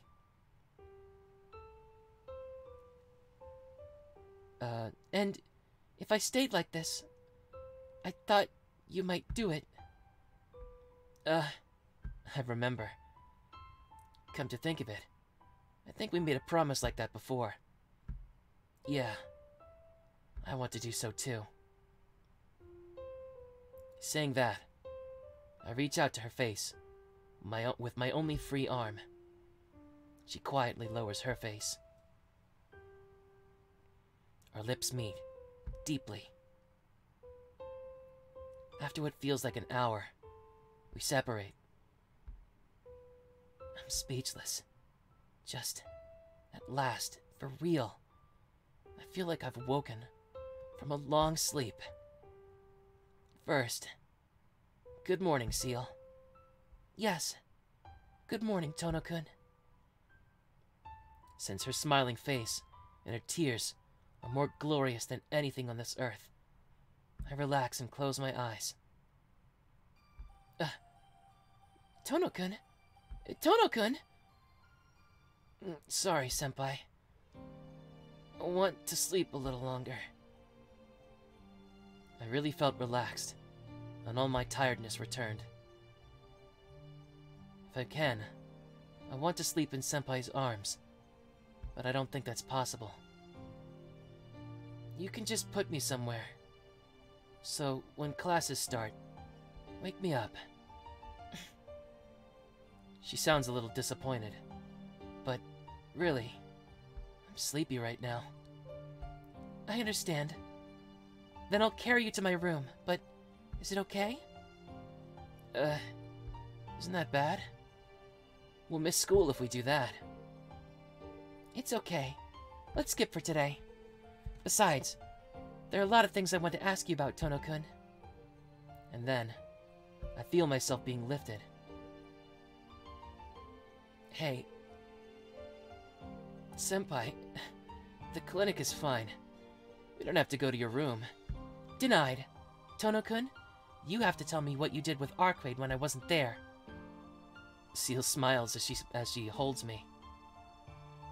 There's enough intensity to almost banish all traces of sleepiness away. Then, let's go. The sun is just rising, so if we hurry, no one will see us. Oh, that was her talking. The sun is just rising, so if we hurry, no one will see us. Senpai, that's why the clinic is much With a light stomp, Seal takes a huge leap. How's she still able to do that if she's not a vampire anymore? Or if she's not a demphiric contradiction or whatever the fuck she was. I feel weightless, like I'm floating in space. At this rate, we really will be at Seal's apartment soon, but... Phew. I feel like I really have fallen in love with a surprising person. But I'm more than prepared. Even though I've settled the problem with Roa, Senpai has her own problems as well. I don't think we can return to a peaceful life. But even still, I've decided to be with this person already. No matter what happens in the future, we'll get through it together. That's right, Shiki. I whisper to the person in my dream. Well then, first things first.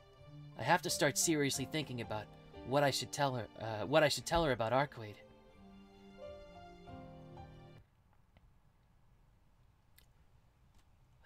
Okay.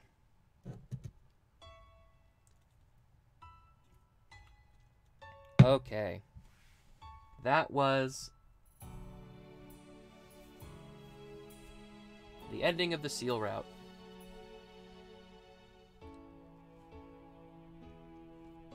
That was a little ambiguous at first. I thought maybe he was gonna actually die and that was only like one last vestige of conscience, but it seems like, at least I hope, that he actually is healed and they actually get to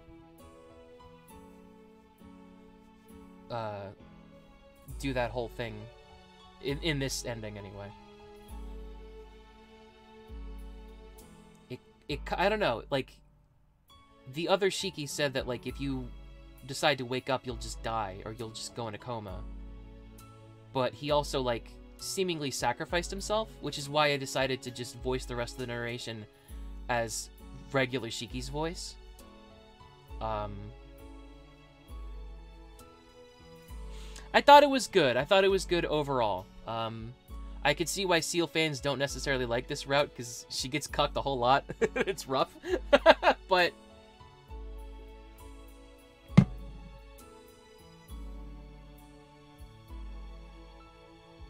yeah, it was good.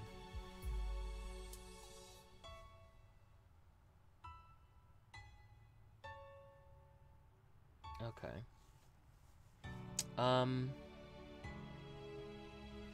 But yeah, I kind of kept it ambiguous up to this point, but sort of what I've been doing with the narration is that,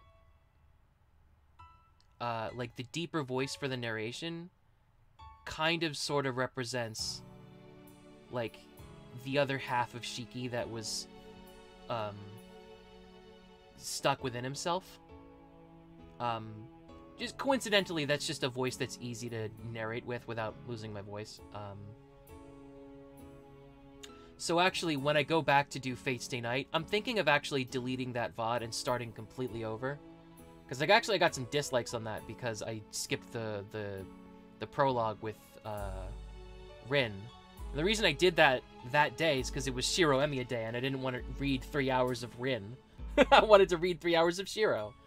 But I think when I go do Fate Stay Night, I'll just completely start over, and I'll start with the Rin prologue. But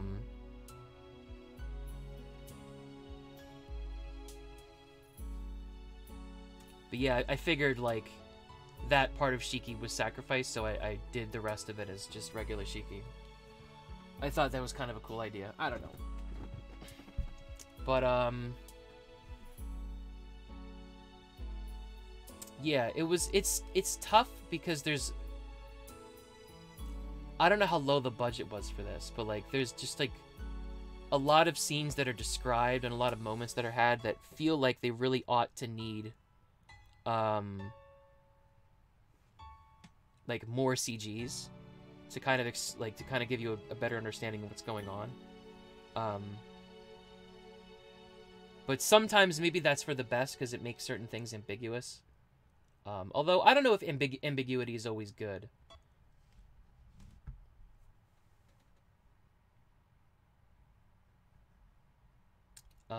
We already know what she's gonna say, I assume. Alright. Now that we've done that, let's go do the good boy ending.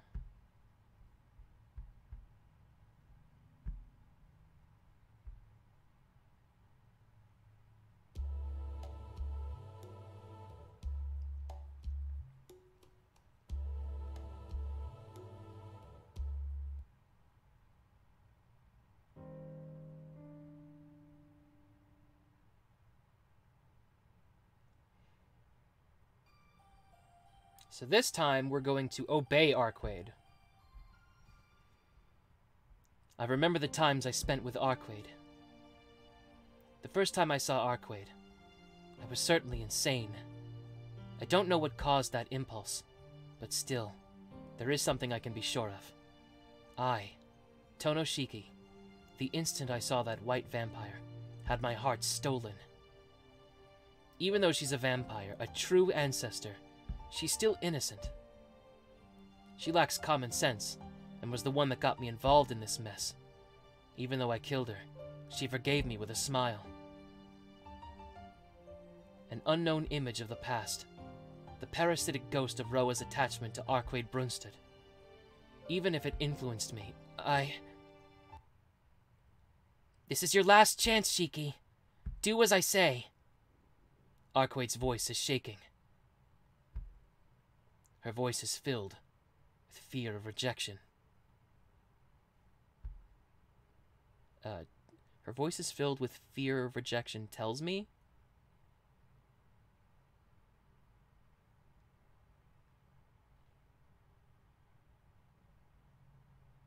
Oh, I see. Her voice filled with fear of rejection tells me the most important person to me is Seal. No, that's not a complete... What the fuck is this sentence? Okay. Her voice filled with... No, her voice filled with fear of rejection. Because if you took out with fear of rejection, the sentence would be, her voice filled tells me.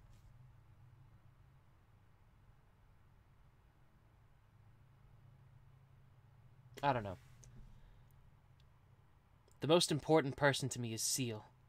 But that doesn't mean that doesn't mean I can hate this person. Holding Seal dear to me is true, but my fondness for Arcueid is also true. It has nothing to do with Roa's influence. As Tohno Shiki, I am attracted to her. Shiki, or do you really hate me that much? Don't be ridiculous. If I could hate you so simply, things wouldn't have turned out this way. I apologize to Seal in my head as I say that. Arcueid tilts her head. Wait, Shiki. What does that mean? This idiot. Damn it. She just won't understand unless you say it directly. Arcueid, Sorry, Seal. I'm about to say something I shouldn't. Poor Seal! God damn! I can't hate you. I'm probably attracted to you. Arcueid's eyes narrow. After a tense pause. Really? She asks in a drained voice. Hey now. It's useless to lie in this kind of situation. Oh wait, no, that's Shiki talking. Hey now. It's useless to lie in this kind of situation. I don't want to admit it, but I'm attracted to you. Ever since I met you, I've always been attracted to you. Arcueid's face brightens. Her hands, which were pinning me down, and Her hands, which were pinning me down, let me go, and she happily tries to get up. But I still can't do as you say. She freezes instantly. She takes her hands, which were letting me go, and puts them on my arms again. Shiki, what do you mean? If you like me, why can't you listen to what I say? Or are you saying that you can't trust what I say? I believe you. You have a lot of secrets, but you never lied to me. And if you say it's possible to do something about Roa, then it's probably true. You understand? Then what's wrong? Don't tell me you don't want to get rid of Roa's power. She stares at me, dissatisfied. Jeez. No matter what situation we're in, I guess she'll always be a bit off. Hey, I'm just an average guy. I wouldn't want this power even if you asked me to take it. If I could, I want to throw it in the trash can right now. Then why don't you want this? If you become my servant, you can bring down Roa right away. Shiki, you're being weird. You're the weird one. Look, Arcueid, I'm attracted to you. But the one I like the most is someone else. That's why I'll never become yours. Oh, I see. Shiki, you're still saying that woman is better. Arcueid's voice turns cold. This is bad. I think I really got her pissed. That's fine. I don't mind if you like someone else. Shiki, you're the first person I ever liked. So, if you like me even just a little bit, then nothing else matters. So even if you don't think about me the most, I don't mind. Because if you're my number one, isn't that enough? Cold eyes shine over her smile. Fucking... What the... Fucking Arcueid is just like... My route.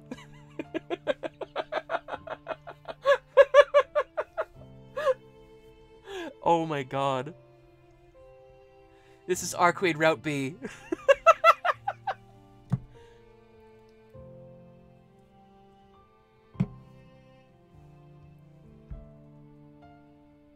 But that woman is different. If she's the one to take you from me, it's better if you hate me. Oh, man. In the end, I guess I do have to use force. You may hate me for this, but if I do this, you'll never be able to leave me. Arcueid bites her lip after saying that. Drip. A bead of red blood forms on her lip. Hey, Arc, wait! I yell out, sensing some kind of danger, but Arcueid looks down and pretends not to hear me. I try to free myself, but I'm not in time. Like that. Arcueid's lips press onto my mouth. This isn't a kiss. Arcueid is just trying to get me to drink her blood. Something tells me this is really bad, and I resist frantically. But her arms grabbing mine are strong, and, the sensation of her lips feels so good. My struggles grow weaker and weaker. Oh my god. Shiki! That has to be Seal, right? You filthy thing! And then, my whole world suddenly jolts. When I open my eyes, I see Arcueid's body flying through the air. Arcueid was hit directly by countless swords that come flying through the air, and she flew right along the brick pathway and disappeared into the trees.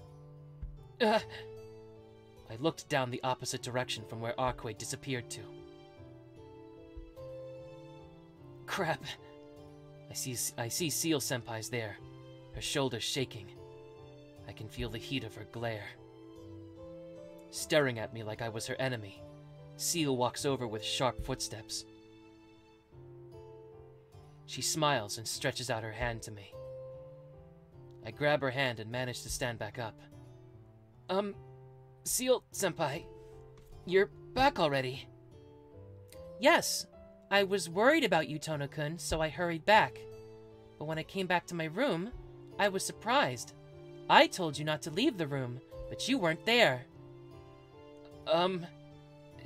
There's a big reason for that, and it's a long story.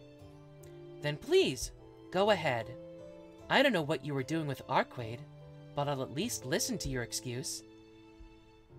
Senpai, I'll say this now, but it isn't what you think. I didn't do anything with Arcueid. What you're thinking is, it's just a false accusation. I see. So you're saying that there's nothing going on, and it's all just a misunderstanding on my part? Yeah! Alright. Way to go, Seal Senpai. I knew you'd understand right away. I raise my hand in the air and sheer. Being glared at, I lower my hands. Oh well. Unfortunately, taking care of her takes priority right now. But Tohno-kun, I'll definitely ask you about this later on. She looks away from me, and towards the thick trees. Even I can feel something straining forth from that direction. Chill.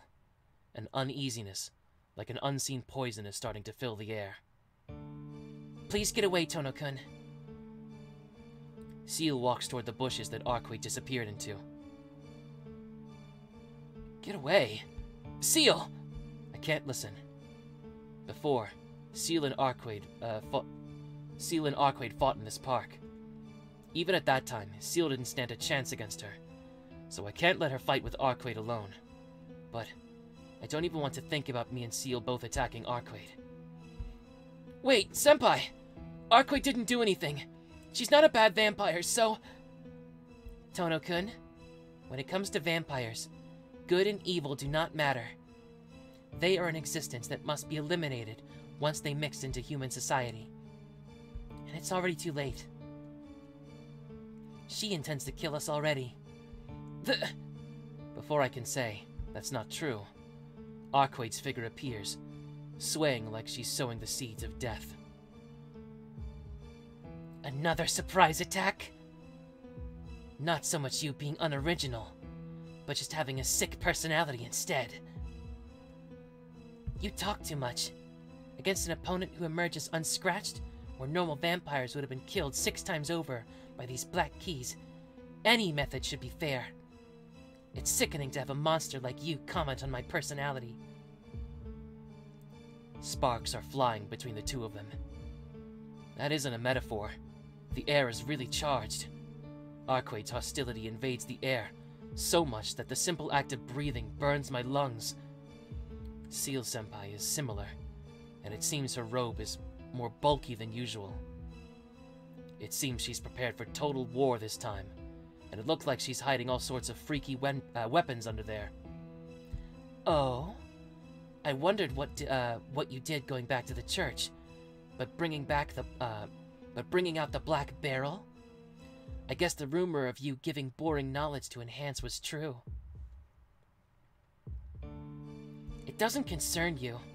Well, since you'll be sealed here, there won't be anything that will concern you ever again. Arcueid's arm lowers. She's serious. The next instant, she'll probably attack Seal. Seal would fight back. No matter who wins, I already know someone is going to get hurt. I can't let that happen. I couldn't stop it before, but now, this time, I have to stop it. I'm the one who brought this situation on. Seal Senpai and Arcueid. If I think they're both very important to me, then... You... stupid idiots! I have to stop them, even if it costs me my life. The air vibrates. Arcueid is looking directly at Seal's neck. Before then... Wait! I throw myself between the two of them. You're in the way. Be quiet, Shiki. Shut the fuck up, Shiki! I'm kidding. That's not what she said. You're in the way. Please get back, Tohno-kun. I'm pierced by both of their gazes. A headache and chills. They both really think that I'm in the way. My spine screams as I bear the full brunt of their enmity.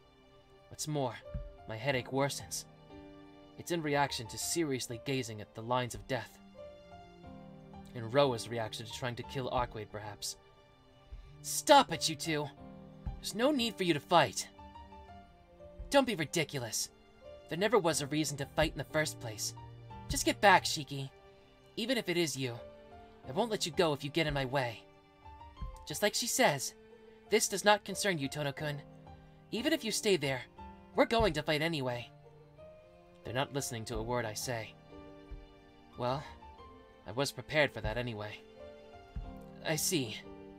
Then it can't be helped. If you're going to fight no matter what, then I'll have to do it myself. Huh? It can't be helped. It can't be helped if you don't listen to what I say. If you two intend to kill each other, I'll have to stop you, even if I have to kill. Gripping my knife strongly, I stare at the world almost hard enough to fry my brain. Thump! My brain throbs, as if it turned into another heart. Bathed in an agony where sucking in my breath seems to break every bone in my body, I stare at the death all around me. Tohno-kun! You shouldn't! If you use your eyes like that, the blood vessels in your brain will explode. I can't help it. If I don't do this, I can't stop Arcueid. In contrast to the panicking seal, Arcueid just stares at me with cold eyes. Damn it. Arcueid standing like that. It seems like she knows I can't see any of her lines. Of course. You just risking your life won't let you see any points of death on me. Well, you may be able to find some lines, but that's meaningless as well.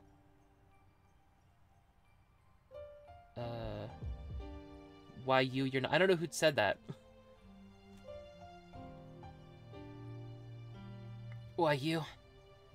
You're not cute at all. Maybe that was Arcueid again. I don't know. Crap. I'm going to pass out. If you understand, then stop. If your consciousness dies, then Roa will take over. If that happens, then not even I can help you, Shiki. I can hear Arcueid's voice. All the same, I've decided to stop them. Such a thing can't stop me. Tohno-kun, you can see the lines on Arcueid? Suddenly, Seal-senpai's voice calls out. Arcueid ticks her tongue disappointedly. Seal-senpai rushes toward me, ignoring Arcueid, who just stands there. Tell me, Tohno-kun, you can see lines on Arcueid? I nod to Seal's frantic question. Good. Then you can be helped, Tohno-kun. I gave up hope, but with this, we can really separate you from Roa. The hostility I sensed from Senpai disappears. Thank God. I don't know why, but it seems like Seal stopped fighting Arcueid. I see. Senpai, you found a way to eliminate Roa from beside me at the church. Her enthusiastic voice cuts off. Seal looks down, then raises her head. No, there was no way to help you with the church. I came back this early because it was a dead end. I gasp automatically. Because that means the only thing left for me is to be consumed by Roa. But Tohno-kun, if you can see that which can cause Arcueid's death, then it's a different story. Roa is Arcueid's dead apostle. Even if he's separated right now, his connection to Arcueid, as the source of his power, does not change. So, if you're able to destroy Arcueid, then Roa will have to get weaker. What? I can't quite grasp what she says right away. Arcueid just stands there, listening to the conversation between Seal and me. By myself, no. Even with a treasure of the church, I cannot destroy Arcueid, a true ancestor. The best I can do is seal her away. But if you can see those causes of death on her, then it's a different story. Tohno-kun, lend me your power. If you help me, even I can kill Arcueid. My breath stops in my throat. Me? Help kill Arcueid? Me? She's saying I have to help kill Arcueid, so I can save myself from Roa. No. I can't do that. Huh? Their voices overlap once more. What are you saying, Tohno-kun? If you don't do that, Roa will take over. And weren't you looking for her lines to kill her? No, you got it wrong, Senpai. Seal, I don't want to kill Arcueid at all. I just wanted you two to stop fighting. And this is the only way I thought I could stop it. That may be true, but... If you do not kill Arcueid, you'll disappear, Tohno-kun. I don't want that. Why? Are you saying Arcueid's life is more important than your own? Senpai's right, but... I don't know. But I can't hurt Arcueid. Sorry for being selfish, Seal. I can't hate her. That's why. Even to save myself, I can't kill her. Tohno-kun, you... like her? Of course not. I love you, Seal. That's no lie. There's only one person I hold the most dear. Seal closes her mouth as she hangs her head.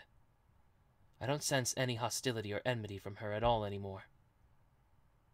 Now, if I can get the person staring at me with a sour expression to go away, everything will be just fine.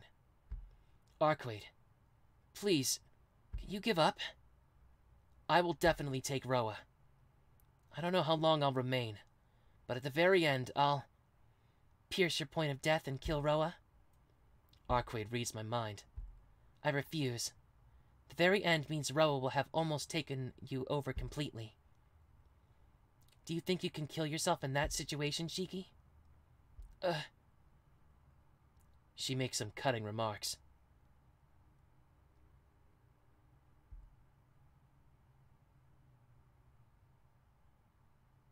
Then, what are you saying I do?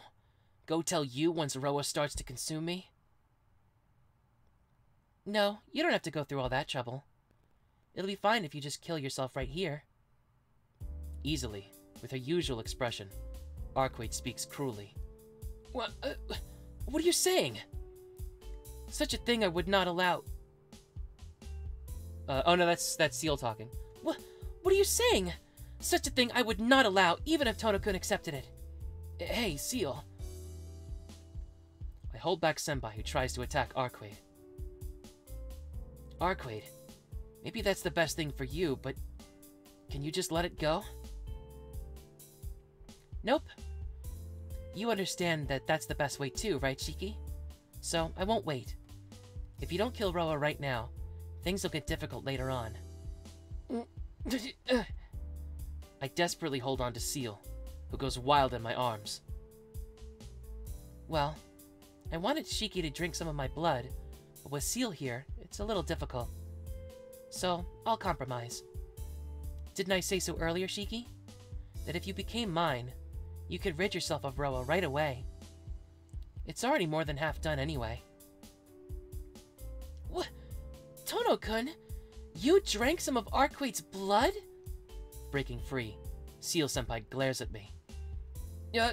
Well, when Arcueid was pinning me down earlier, she forced me to. Is there a problem with that, senpai? Yes! It's a huge problem. With that, you're pretty much under her influence.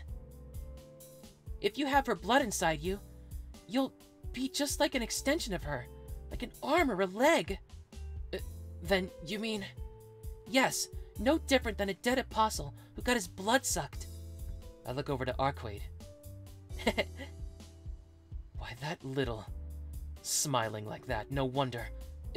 Arcueid? Is this what you mean by using force?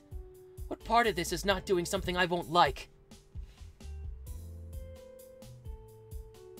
You've sucked my blood, you big liar. You got it all wrong. I didn't suck your blood. I just gave you some of my blood. That's why you didn't turn into a dead apostle. It's the same thing! To have your blood inside someone means they cannot disobey you. And if you go too far, your genetic information as a true ancestor will invade and destroy his human genetic information. If it's your blood, only a little would destroy a human body, right? How rude. I won't make such sloppy mistakes. In the first place, Shiki's body is already invaded by Roa, and is almost a vampire's body anyway. In this case, I think my blood helps. Besides, Shiki won't listen to what I say. Only with one drop of blood, it'll take him some willpower to refuse my orders. Besides, I didn't suck Shiki's blood, so his body is his own. You know already, right? A vampire makes a target their own by sucking the target's blood and mixing it with their blood. But still, you forced Tohno-kun to drink your blood. What in the world were you thinking? It's obvious, right? I made it so that Shiki can beat Roa, even if Shiki and Roa die at the same time. Now, Shiki's under my influence, you know. Even if Roa and Shiki are equal, if I give Shiki backup, it's only natural that Shiki will survive. Seal-senpai's mouth opens in shock. Do you understand? You said you'll help Shiki, but my method is much better than yours. Come on, if you understand, then hurry up and get away from Shiki. Seal-senpai's mouth opens and closes. It seems things have taken a sudden twist. Well, to be honest, I was thinking about not telling you about it, but I think it might be alright. Earlier, Shiki said he liked me. Let's see. If Shiki says he likes me more than Seal, I'll help out this time. Arcueid smiles. Not at me, but at Seal-senpai. Seal-senpai's shoulders start quivering furiously. And... hold on a second.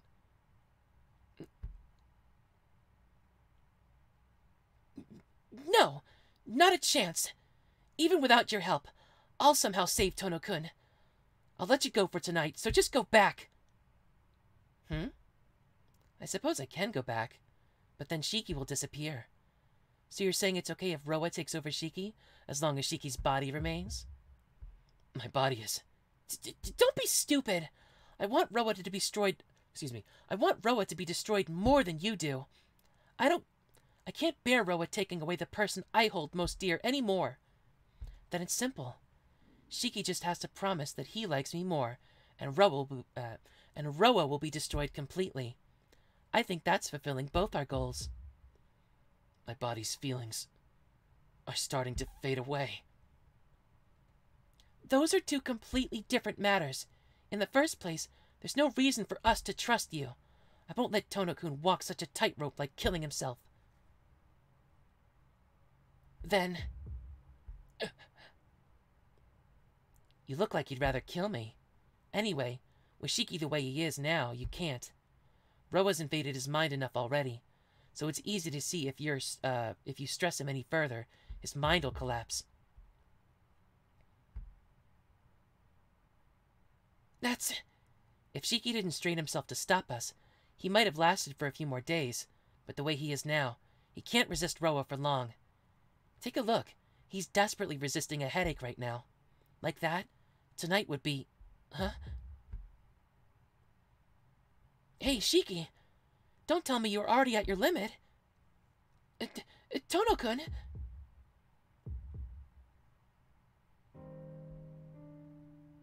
Awareness. I still have my awareness. My body can still move. So why don't I feel like I'm alive? I'm losing my grip on reality. Tohno-shiki's fading away. Tohno-kun! Hang in there, Tohno-kun! Seal's voice. Even though she's holding me, I can't feel her at all. Shiki, can you hear me? Hurry! There's no time to hesitate or think things over. Arcueid's voice. Hold on.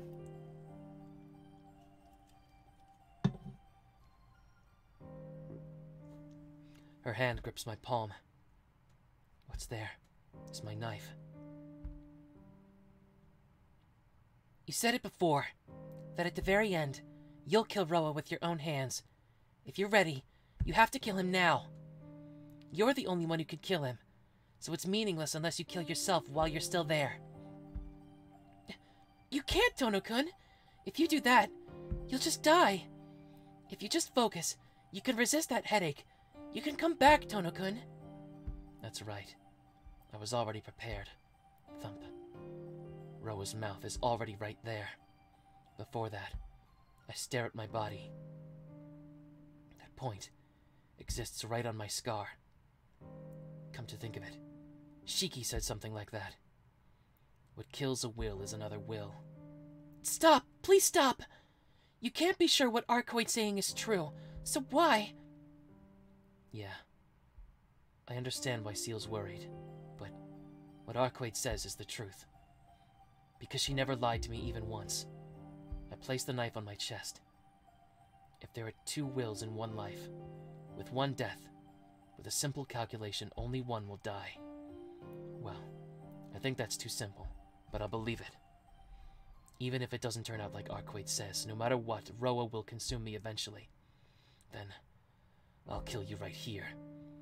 Your reincarnation is at an end. What I see is my death, and the death of Roa's soul. After I sense someone gasping, squeeze. Someone grips my hand hard. I can hear someone speaking softly. Hot blood courses through my body, and I feel someone embracing my back. I see. This is nothing. I'll probably, definitely survive no matter what happens.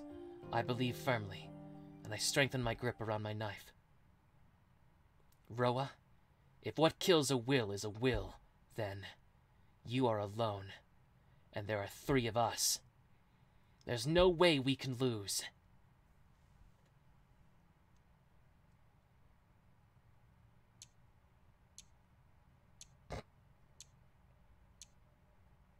After walking down the usual road and entering the usual alley, I come out to a strange place. I never knew this place was on the back from school to the mansion. A clearing. There's no walls around, but I don't feel anyone else around here. It's so quiet that it feels like this place is the only place in the world, and in it, someone sits on a bench reading a book. A man with long golden hair and small round glasses, with deep chiseled features and golden hair. There's no doubting he's a foreigner. Despite his very set features, there's an atmosphere of softness to him. Even though he looks cold-hearted, his eyes seem gentle. It's probably because of that. So, I talk to this person. After looking up, he asks me what I want. I inquire what he was doing. With a smile, he says that, just like it appears, he's reading a book. Then I ask if it's interesting. With a terribly kind smile, he declares that nothing is interesting at all. He stands up. He leaves the old book that he was reading on the bench. I call out to him. I tell him he forgot his book. Over his shoulder, he says that he's done reading it. The pages of the book are flipping. Even though there's no wind, the pages unbind, and page by page, they fly far away, as if they were disappearing into nothingness. As if hiding in the paper storm, the man's figure starts to fade away. I ask where he's going, but he just responds that he never was anywhere to begin with. There's only an observer which reads the book.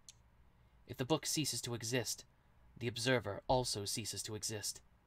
At last, the pages fly away, and the book becomes nothing. The man's figure is obviously nowhere to be seen. If that's the case, it's no surprise the memories which do not belong to me of this place also disappear. The book carrying the memories of long reincarnation disappears, and the vampire called Roa gracefully dies after 800 years.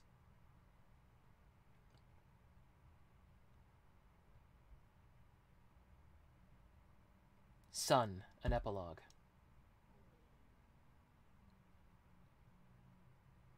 Well, what happened from there? A small noise wakes me up. Creak, creak, creak. A sound like a burglar quietly opening a window. After that, footsteps come toward me. Shiki, it's morning. Get up. Someone shakes me. Resisting my headache, I slowly open my eyes. Morning! It's great weather today, Shiki. Arcueid, you... Holding my still sleepy head, I look at the trespasser in front of me. Arcueid acts as if it was completely normal for her to be here, and I'm surprised at myself for feeling the same way for a brief moment. What? If you have something to say, you should just say it. You're always looking so troubled recently. Hey, whose fault do you think that is? It's because you do things that make my head hurt, starting early in the morning, and cause me to have stress when I shouldn't, have any. In the first place, if Senpai finds out, she'd kill me before she kills you. Really? Or if Hisui came in right now, Akiha would kill me before Senpai would. In that case, you'd finally be breaking up with Seal, right? But that's okay. I'll take responsibility and take you with me. This literally is just Arcueid's route again. Like, Arcueid has 2 good endings. This is such bullshit. She laughs like it's funny. Of course, I'm not laughing at all. You're actually serious. Of course. I don't joke that often. That's true. Your existence itself is like a joke. Hey! That's being discriminatory.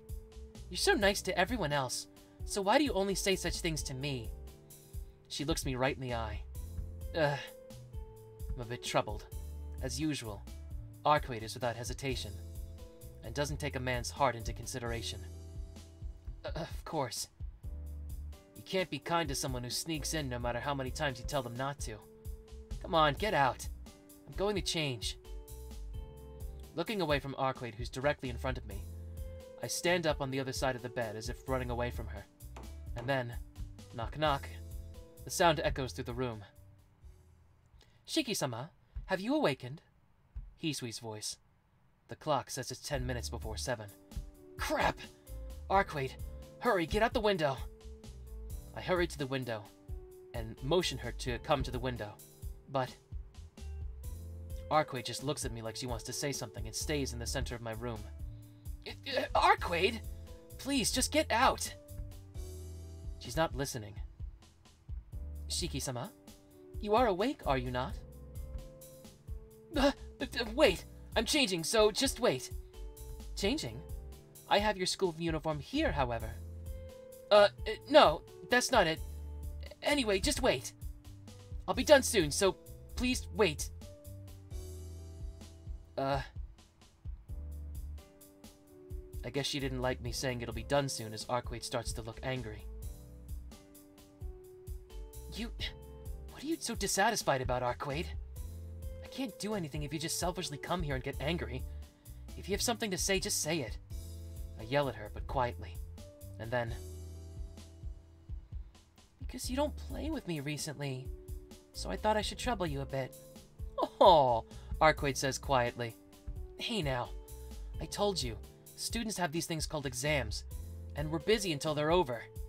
Once I'm done, I'll spend a whole day with you so you can leave for now. Really? You'll do that before Seal? I'll try. Yay! It's a promise, okay? Then I'll be waiting outside. With a light hop, Arcueid jumps out the window. Please excuse me. Hisui enters as if she was merely trading places. Shiki-sama, I heard some voices speaking. Did anything happen? No, I was just musing. Sorry if it was confusing. Poem yet to be titled. It wasn't very amusing. She stares at me wordlessly. Arcueid is coming here practically every day, so Hisui might be catching on. My, look at the time. I'll hurry up and get changed, so... I'll hurry up and get changed and go to the sitting room, so please go ahead of me, Hisui. I understand. Then please excuse me, Shiki-sama.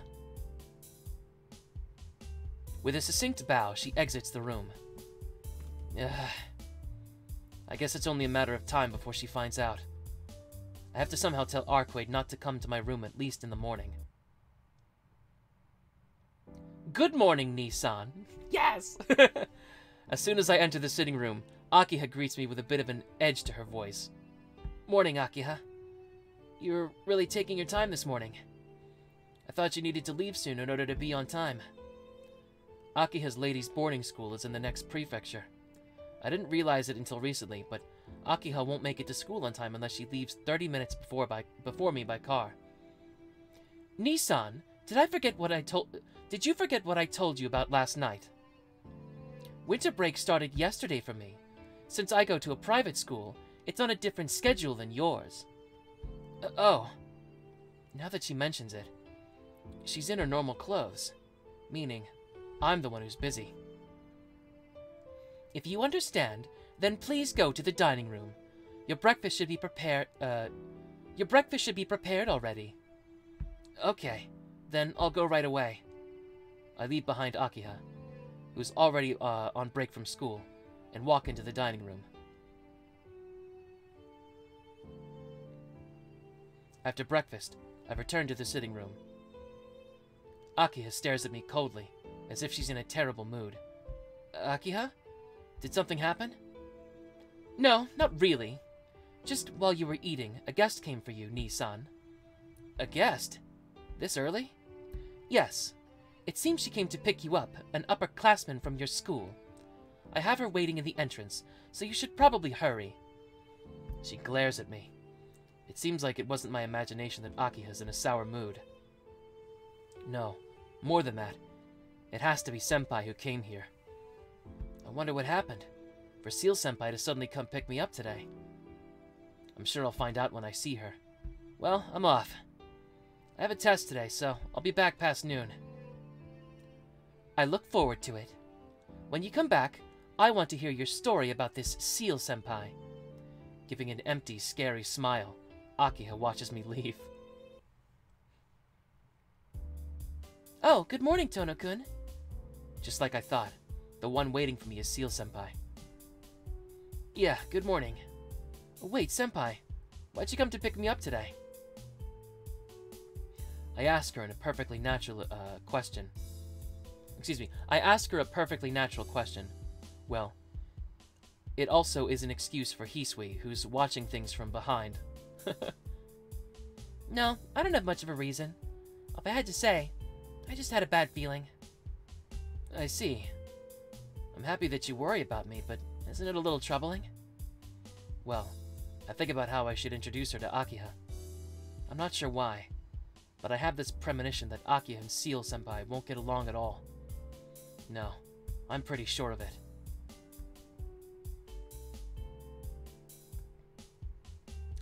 Well, shall we go? We don't have that much time. Nodding yes, Seal Senpai and I start to walk. We await your return, Shiki-sama. Hisui sees me off past the gate. I'm surprised. Tohno-kun, you have such a cute maid see you off every morning. Yeah, but it doesn't really mean anything. I tell her not to, but Hisui's just a conscientious person about seeing me off, that's all. Hisui-san really is dedicated. But your family must be really rich to have maids. Seal is awfully nosy. Was she talking to Hisui while I was eating breakfast? Senpai, I'll ask, but did you talk about something with Hisui? Yes. I heard a lot of things about you from Hisui-san. About how you indulge your sister, about how cute and spaced out you are in the morning, this and that. What do you mean? I don't really indulge Akiha. Oh, just like Hisui-san said. She said you would definitely say that in response, that you don't indulge your sister.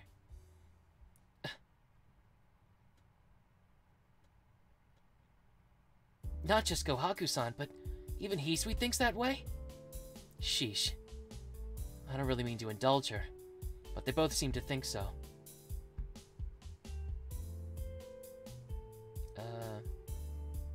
Well, whatever. I guess this is some sort of fate, so do you want me to come by your house, do you want to come by my house after school? My sister's on break, so I'll introduce you to her. Yes. I'd also like to meet your... Oh no, fuck, no, other way around. Well, I guess this is some kind of fate. So, do you want to come by my house after school? My sister's on break, so I'll introduce you to her. Yes, I would also like to meet your sister, Tohno-kun. She smiles softly, but that smile quickly fills with hostility. Seal-senpai? Still keeping her sharp glance, Seal is looking around us. There. I was waiting, Shiki. Arcueid tackles me from behind. Oh, you fell down. How shameful. If you leave yourself so open because it's the morning, this is what happens. That's mistaken. That's terribly mistaken. Even if you're ready for it, or keeping an eye out for it, nobody can survive being hit full force from behind by a speeding motorcycle. I stand up and dust myself off. And now... What are you doing? At the same time, Seal-senpai screams loudly right beside me. Oh? You're here too, Seal? Of course! Don't pretend like you didn't notice. You were sneaking behind us for a while, so there's no way you didn't notice me. That's rude. I really didn't notice, because it doesn't really matter to me and Shiki if you're here or not, right? In other words, she was just ignoring Seal-senpai completely. You really don't learn a thing, do you? Tohno-kun is going to school, so please don't bother us. In the first place, there's no reason for you to stay in this country, right? Roa's gone, and there's no more dead apostles here. There's over 10 dead apostles running around on the loose, so you could go ahead and go after them. Yes, I plan on doing that without you telling me. But I have to take Shiki with me then, so I have to reel him in first. Reel him in? Tohno-kun won't do Tohno-kun won't do any more dangerous things. Please stop involving Tohno-kun in your selfish circumstances. Let's go, Tohno-kun. You'll turn weird like her if you hang around this vampire too long. Grabbing my hand, she starts to walk down the hill. Oh? I don't care what you say about me, but Shiki's problem isn't anything you can decide. It doesn't matter what you think, but he doesn't hate me. If he says he'll help me, then you'll be the one getting in the way. Seal freezes in her tracks. Tohno-kun, don't tell me you plan on helping her. Uh-oh.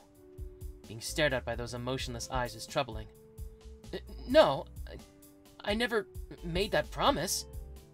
Then please refuse her. Actually, you should tell her not to associate with you anymore. Senpai, do you really think I should do that? I whisper in Seal's ear. Of course you should. If you tell her directly, even she would. Do you think she'd go back? You may have forgotten, but I was saved because of Arcueid. So, I don't know how to say it, but I can't really be hard on Arcueid. That may be true, but... Seal looks away, disappointed. But I still don't want that. Tohno-kun, we're lovers, so please don't let other women seduce you. Turning red to the tips of her ears, Seal-senpai states it directly. Since he's so direct, I'm embarrassed but happy, and turn red as well. Despite that. Oh? You're pretty controlling, Seal. There's still one that's open. Can't I? It's not like there's a rule against me chaining down Tohno-kun with my feelings. Is that so? I don't really care if Shiki likes someone else. If Shiki likes me, then the rest is my problem. I don't mind if you like someone else too. What? Seal shakes her head in response to Arcueid's words. Well, I won't speak for you. To say that I don't mind him liking...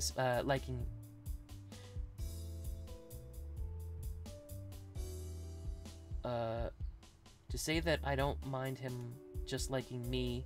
Okay, I get it. Well, I won't speak for you.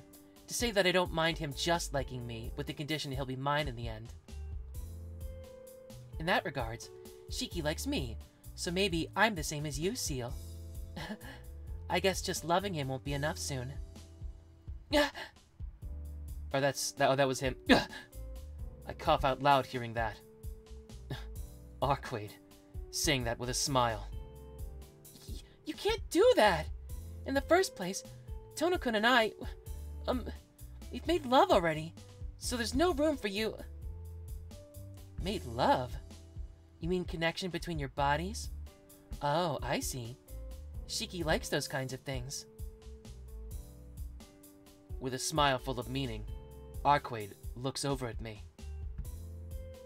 I feel a chill run through me.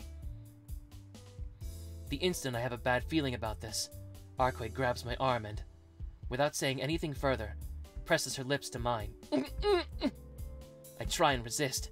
Seal watches it all in shock. Thump. My pulse. This is completely different from that time when she tried to get me to drink her blood. This really is a kiss to express love. Before I realize it, I answer her, insisting my tongue, I answer her insisting tongue with my own. Thump, thump. Our matching breathing and pulses make me not care about anything. I can't believe it. Seal is in front of me, but what am I doing? Arcueid steps back. Ugh. I suck in my stopped breath, and was excited by such an awful thing. See, it's easy. Seal, you're pretty stupid to feel like you're insured by doing something anyone can do. What are you thinking, trying to go against me with just one act of love? With a big grin, Arcueid laughs as Seal-senpai starts to shake. Even I can understand. Seal-senpai's about to explode no matter who's nearby. Hey Shiki, standing there's a little dangerous. Arcueid grabs my arm. Like that, she dashes down the hill, pulling me with her. Wait, you airheaded vampire! With a frightening sound that makes me scared to turn back, Seal-senpai runs after us. Seal's seriously angry, Shiki. Still, whose route is this? Like, holy shit. Still holding my arm, Arcueid runs cheerfully. Well, I don't know what'll happen if Seal catches up to me right now, so I should probably just keep running until she calms down. With Arcueid grabbing my arm and Seal-senpai chasing us furiously, I can't help but let out a sigh. Probably, my life from now on would be like this forever. But, well, I guess I was prepared for this.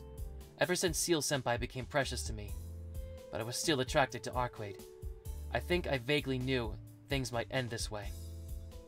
Tohno-kun! Why are you running away with Arcueid? Circling her arms furiously, she chases after us. It's only a matter of time before she catches up. Well then, before that, I have to find a versatile and effective way to calm Seal down. Because from now on, I'll be in this situation over and over and over.